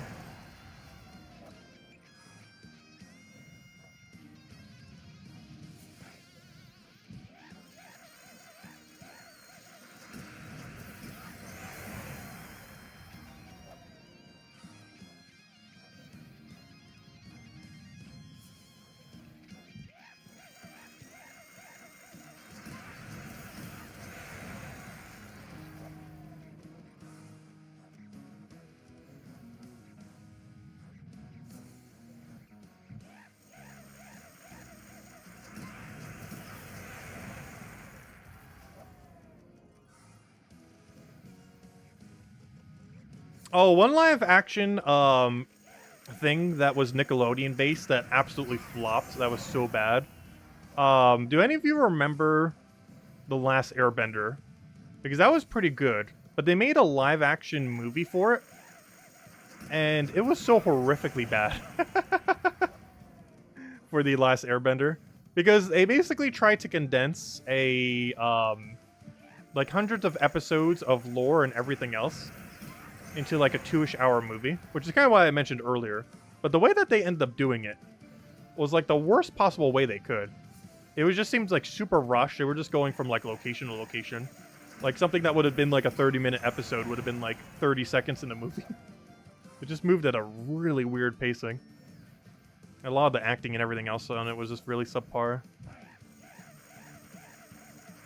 Because basically like the whole first season of The Last Airbender, or at least up to like the main like climax of the series, at the first like very big climax of it, was what the movie covered, and it just did so in such a super ultra rush fashion.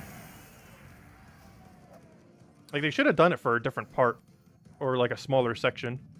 Like, they tried covering way too wide of an area in way too short of a time frame.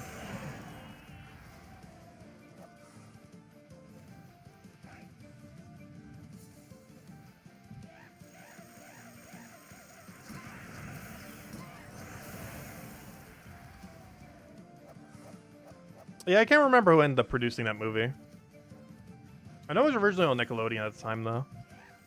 I can't remember how much Nickelodeon owned of the thing, though, if they were just airing it there. Because I don't recall it being on anything else.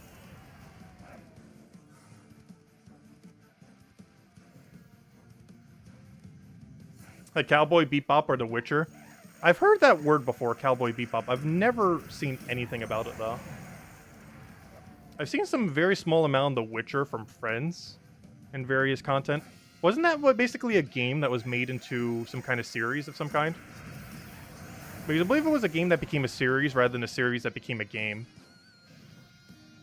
If I'm not mistaken. Because didn't it originally start as some kind of series on like Xbox or something similar that I've never played? And then eventually they made it into like a TV show and some other IPs.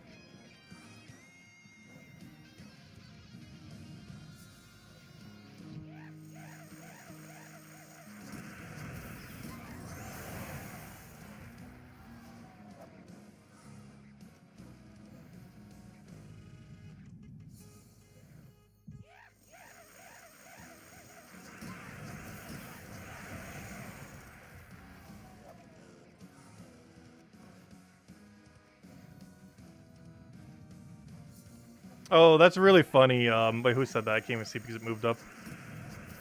That's really funny, Mr. Z. Because that definitely sounds like an anime thing that would happen. And they probably had no way to how to translate it to English in a way that wasn't, like, super creepy. That's really funny. That definitely sounds like a super anime thing that would happen.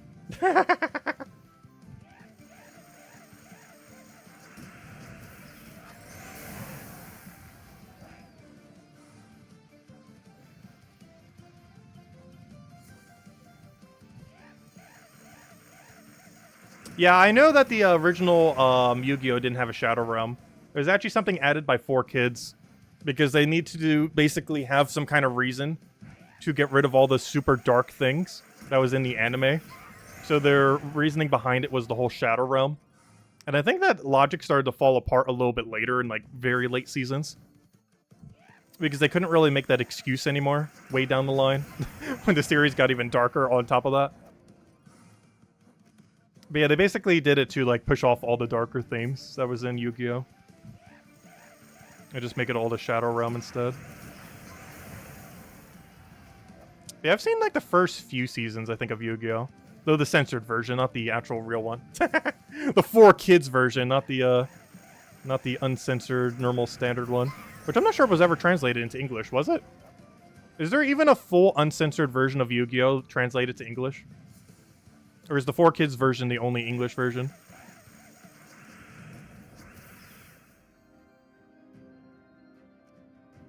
Okay, let's wait a second. Alright, there we go. We gotta go add 2 Paloozas, because I forgot to add the previous one. I have Volky in there. Though the drops were kind of meh. But anyways, let's go add up the numbers. So that's 2 Paloozas, we're up to 12 now. Let's see. Oh, did we do good on Volkies? That looks like we did good. Oh, we did really good. Wow. When did our keys just start to get so good? Wow, wow, wow. That's actually really nice. I'm not sure if we're going to make it all the way, but that's not bad at all for 2 keys. That means on average we were doing 25? Really? Yeah, around there, 26. Wow, we just did 2 really good Volkies. Unless I somehow used a third without realizing, but no, that was only 2. Ah, interesting. Alright, well, this is 35. Wow, we did good on every key. What happened? Wait, how were these keys so good? They didn't seem anything above average, so I wasn't really paying attention most of the time. It was just kind of grinding. Did I use 3 without realizing it? There's no way. Because that Volky number would have been way higher if it was 3. And interesting. Plus, I will know, because if I have 1 verse right now, yeah, it can't be 3. Because otherwise I would have 0 verses right now instead of 1. Yeah, that was only 2. Wow, that was pretty good. Alright, how close are we then? Oh, we might not even need the other key. Because that will bring us to 38 pity. 38, we just add into that number. 38 plus, if I could ever get there. 38 plus that is 81. So I have to get about 19 to 20 volt keys during this Palooza. If we do, we have reached our goal. Because then I just claim all the pity keys and then boom, 500. So as long as we can hit 20 from this, we should be good to go. So let's go do it. Let's go do 1 last vault. Unless we get unlucky, in which case we still have to grind more. But if we do it quick enough and get at least average or above average luck, this should be the final vault that we have to run for our goal. So let me go hand out a code. Let me go hand out a second Sharky one. There should be a Sharky. But here you guys go, if you guys still need a shark. Gosh, we still have like 6 shark codes left. Though if we don't get more codes soon, I might have to hand them all out. I was hoping to save some for later. Anyways, let's go and do it again. Let's go run 1 last cycle. So let me just look back at chat a second. Oh, was it a book series first, The Witcher? That makes sense. So it was originally a book, then a game, then a TV show. Okay, I see. I knew about the game, then TV show. I didn't realize it started book, then game, then TV show. Interesting. I knew about the second half, just not the first half. Interesting. Let's see.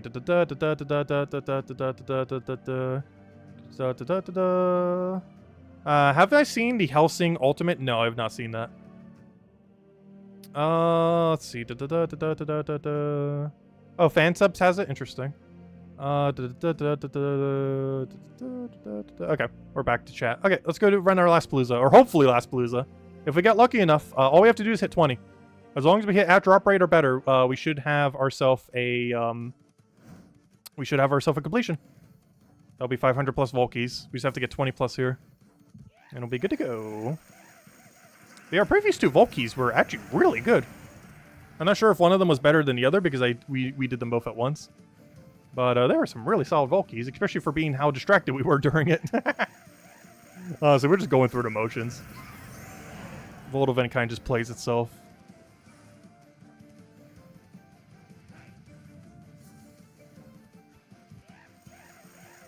The 4 kids ruined everything they touched.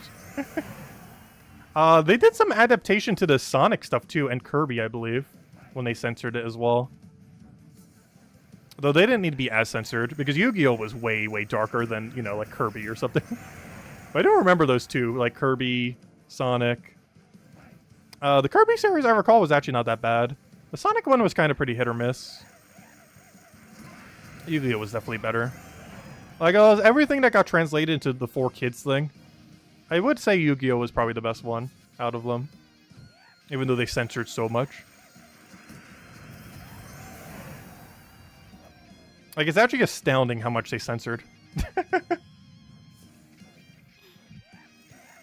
Like, they did more work censoring Yu-Gi-Oh! Than probably any other series they ever touched.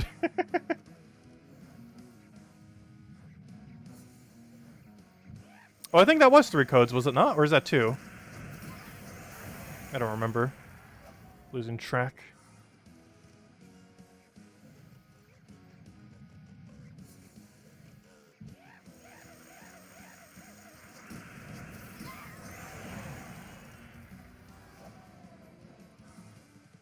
It's a very good adult anime. So when you say adult anime, what kind of adult level are we saying here? Because when you say adult and anime, my brain goes to something very specific that I've never seen before. Like a different genre than what you might be thinking right now. Because anime basically has 3 categories. The one that's like more generic for, you know, like any kind of crowd. The adult in the sense that it has adult themes, but like not like sexual themes, but you know, like very philosophical themes that wouldn't necessarily be good for a kid, but you know, not hentai level. And then there's like the hentai level stuff.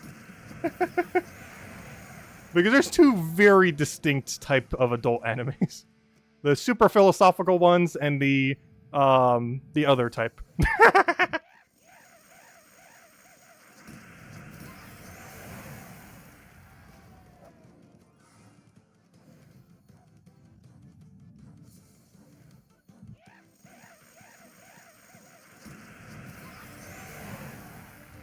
Or a combo of both, which is something I find really funny as well. That there are some that actually do combine both. That is a thing they do pretty often. Because I feel like almost all Japanese anime, well, obviously, but you know what I mean. Almost all of them have some kind of underlying philosophical theme, a lot more than like Western animation.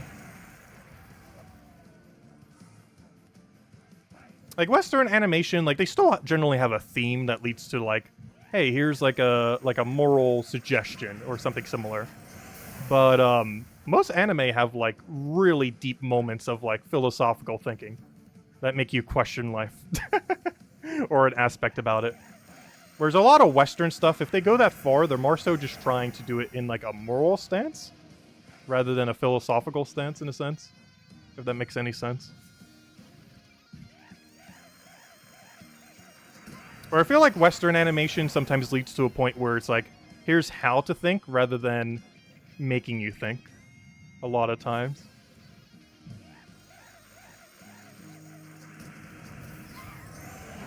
Whereas anime generally goes a lot better about it.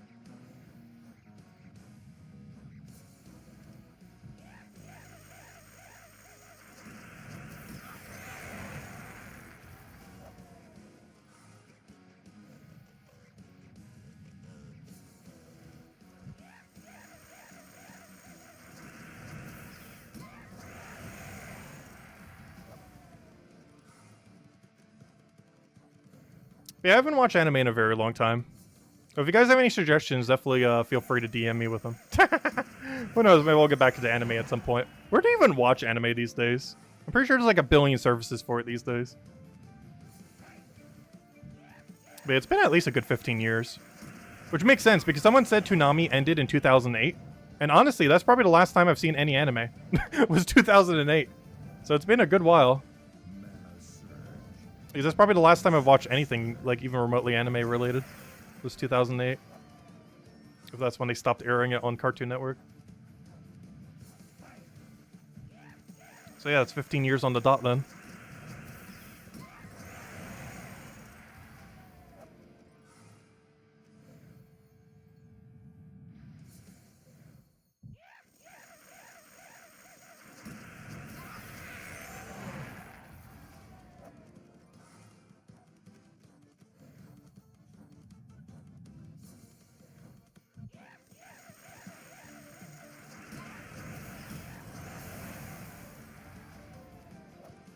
Ooh, an Epic Volkey. Though honestly, Epic Volkeys are almost not good with what we're trying to do right now. We're trying to find 20 Volkeys, and Epic Volkeys don't count towards them.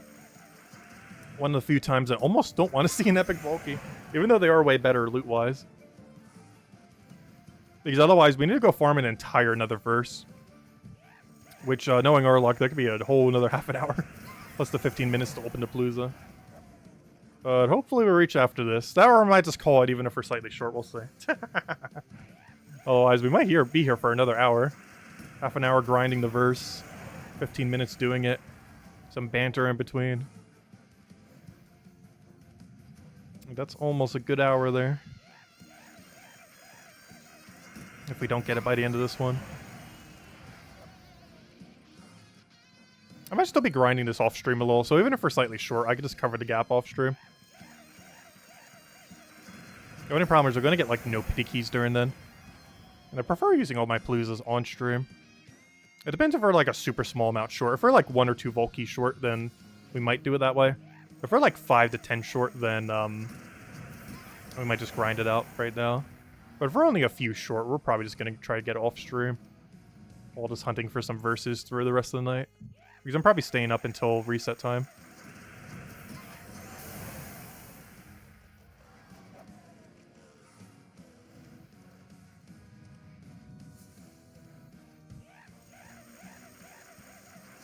Toonami was relaunched in 2012. I don't think I was watching Cartoon Network anymore by that point.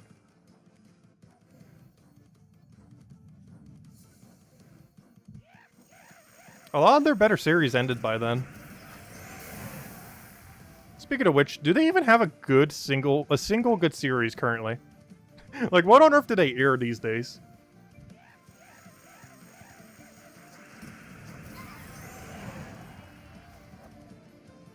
Because I'm pretty sure they have almost nothing left.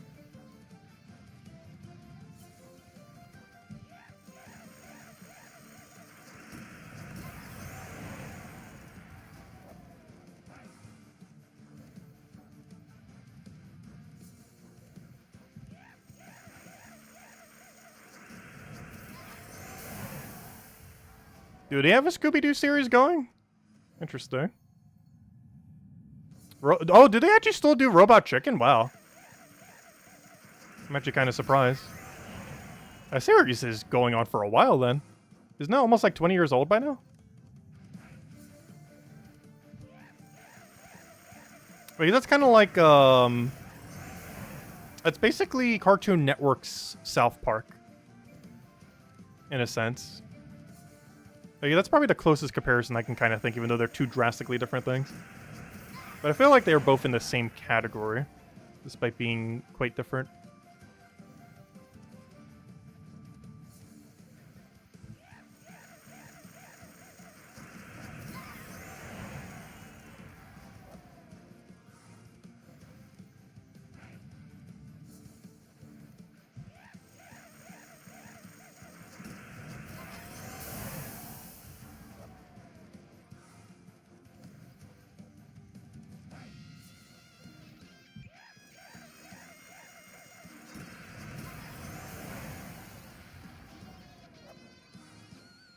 My Adventures with Superman, Futurama. Oh wait, did they get Futurama back?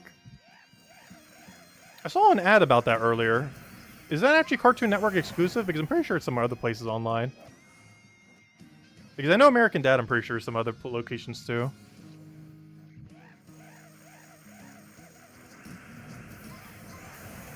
But yeah, American Dad wasn't bad.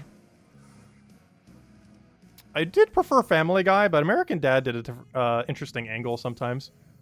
Also, whatever happened to Bob's Burgers? Who owned that? Didn't Fox eventually get it? I'm pretty sure that series doesn't go anymore. I'm pretty sure that was a pretty short-lived series, but honestly, that wasn't too bad. It went a way different angle than like the Family Guy or American Dad route. Oh no, it was decently relatable at times. Rick and Morty I've seen almost no episodes of. But I've heard a lot of it about it. Normally I just get sent clips from friends. I've never really like fully watched the series at any point. Not even sure if I've ever seen a full episode from it. Just like a billion different clips from people sending it to me. Some of which are really funny. I feel like as a series it would almost have no coherency though. Because they do a lot of weird metaphysical stuff that over time would make no sense.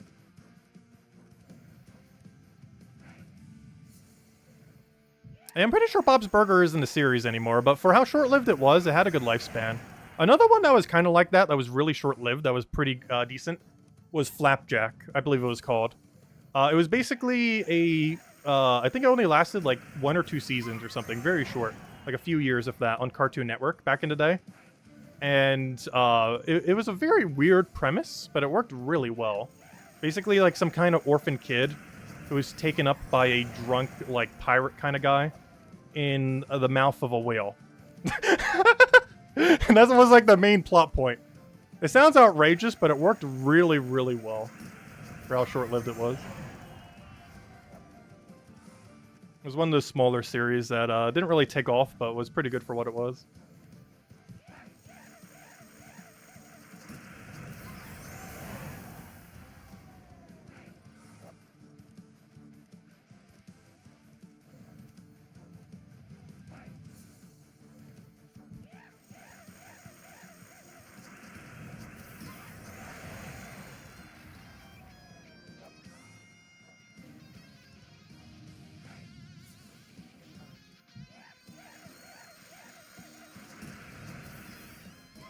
See how we do on the Volky number. We still got 2 minutes left. I sure hope not 2 hours, gosh. I'll be here till midnight. I'll probably make something to eat after this. I already had dinner beforehand, but I'm definitely in a munchy mood after this. Plus I plan to stay up for several hours, so it's not like I'm eating right before bed like last night when I crashed. I'm probably staying up till like 5-ish. I'm gonna see if I can record the video tonight, and if not, it's gonna be up at noon. If I crash tonight, but I hope to stay up. Drink a little caffeine. Have a little bit of tea. Because I want to try to record the other videos. And I also want to see if I can record the weekly video early. Because there's not as much to go over this week. The biggest thing to go over is how Tower of Doom interacts now that it's been changed as of 7.0. Aside from that, tomorrow's a pretty generic week for Gems of War. The biggest thing is that Tower of Doom plays a bit differently. But aside from that, it's a pretty tame week for content. Although we do still have the Legends Reborn going and everything like that for another week and all that. Also, if I'm not mistaken, don't we have the summer event starting soon? Or not the summer event, but whatever new event they're starting up soon. Not this Monday, but the following Monday. Also, Mythic's still in drop table to this Friday as well. Or Thursday reset more so. Alright, final minute. See what we get. Oh gosh, 1 single curse shard. So little. You can at least give us 2. It's basically double. Or not basically double, it is double. Let's see how we did on Volkies. Moment of truth. 30 seconds left. Like 3 or 4 more fights. Come on, let's see like 3 Volkies between then. Come on, double Volky drop, triple Volky drop. Go, go, go. Let's see it. Come on. Come on, that's no Volkies. Come on, at least 1 more Volky. Ideally, like 4. Come on. Alright, next battle, final battle. Let's see. That's not a Volky. That's concerning. Alright, final fight.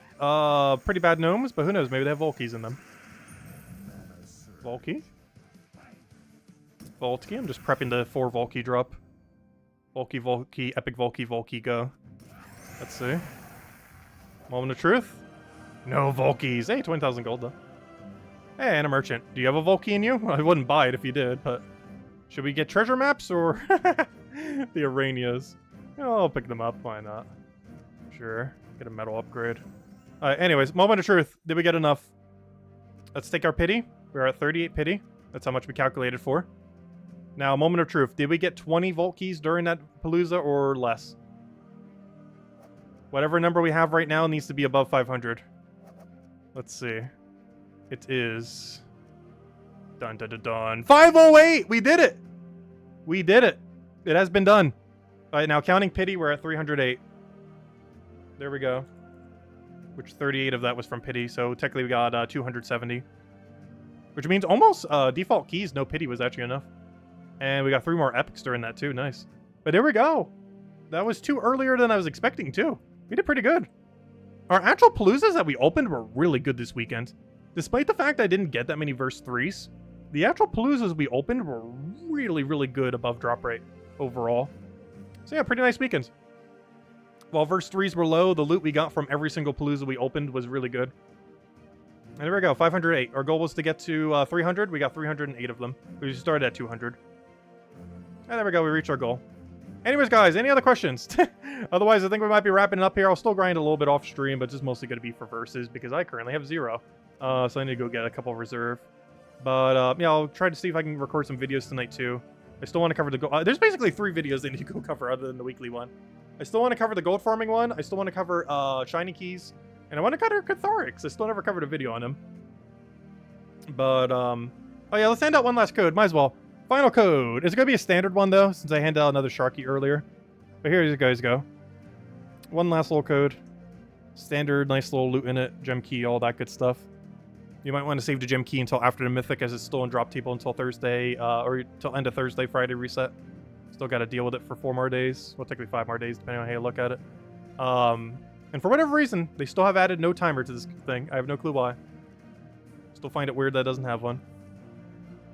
Also, I didn't really mention the head start thing, but I personally feel like it's not normally too worth it. This troop, once again, is a decently good one. But you already get it to the first shiny level by default, so it's not too big a deal. And it's very unlikely that you'll be able to shiny key up to it to max on any given week. But anyways, guys, best of luck if you're still going to be grinding for the Vault event next few hours. We'll be back tomorrow night, same time as always, 2 hours prior to now tomorrow, 8 p.m. Eastern Standard Time as we do every night. We're primarily going to be doing all the weeklies, doing all the campaign tasks, messing around with Underspire. We still have Legends Reborn, and I guess we'll hit some of those battles. The main thing we'll probably be doing tomorrow night's stream is going to be Tower of Doom. Tower of Doom we'll be going over in the weekly video, but the main new difference is you have to use the Doom weapon. I believe you only have to do it on the Doom fight, though I will double check tomorrow morning. You either have to do it on every fight or only the Doom fight, but basically you have to use the new Doom weapon now in order to get double Doom kills for the Doom fight.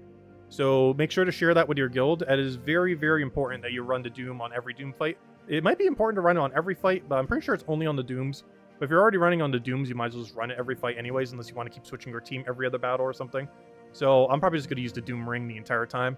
But yeah, you have to use the new brown Doom Ring, which I think costs 500 gems, so it's a little expensive to get into, unless they rebalance how that works. I always do that regardless, but you know, if you were someone who was spending less on the event, that might be a bit more than you normally would.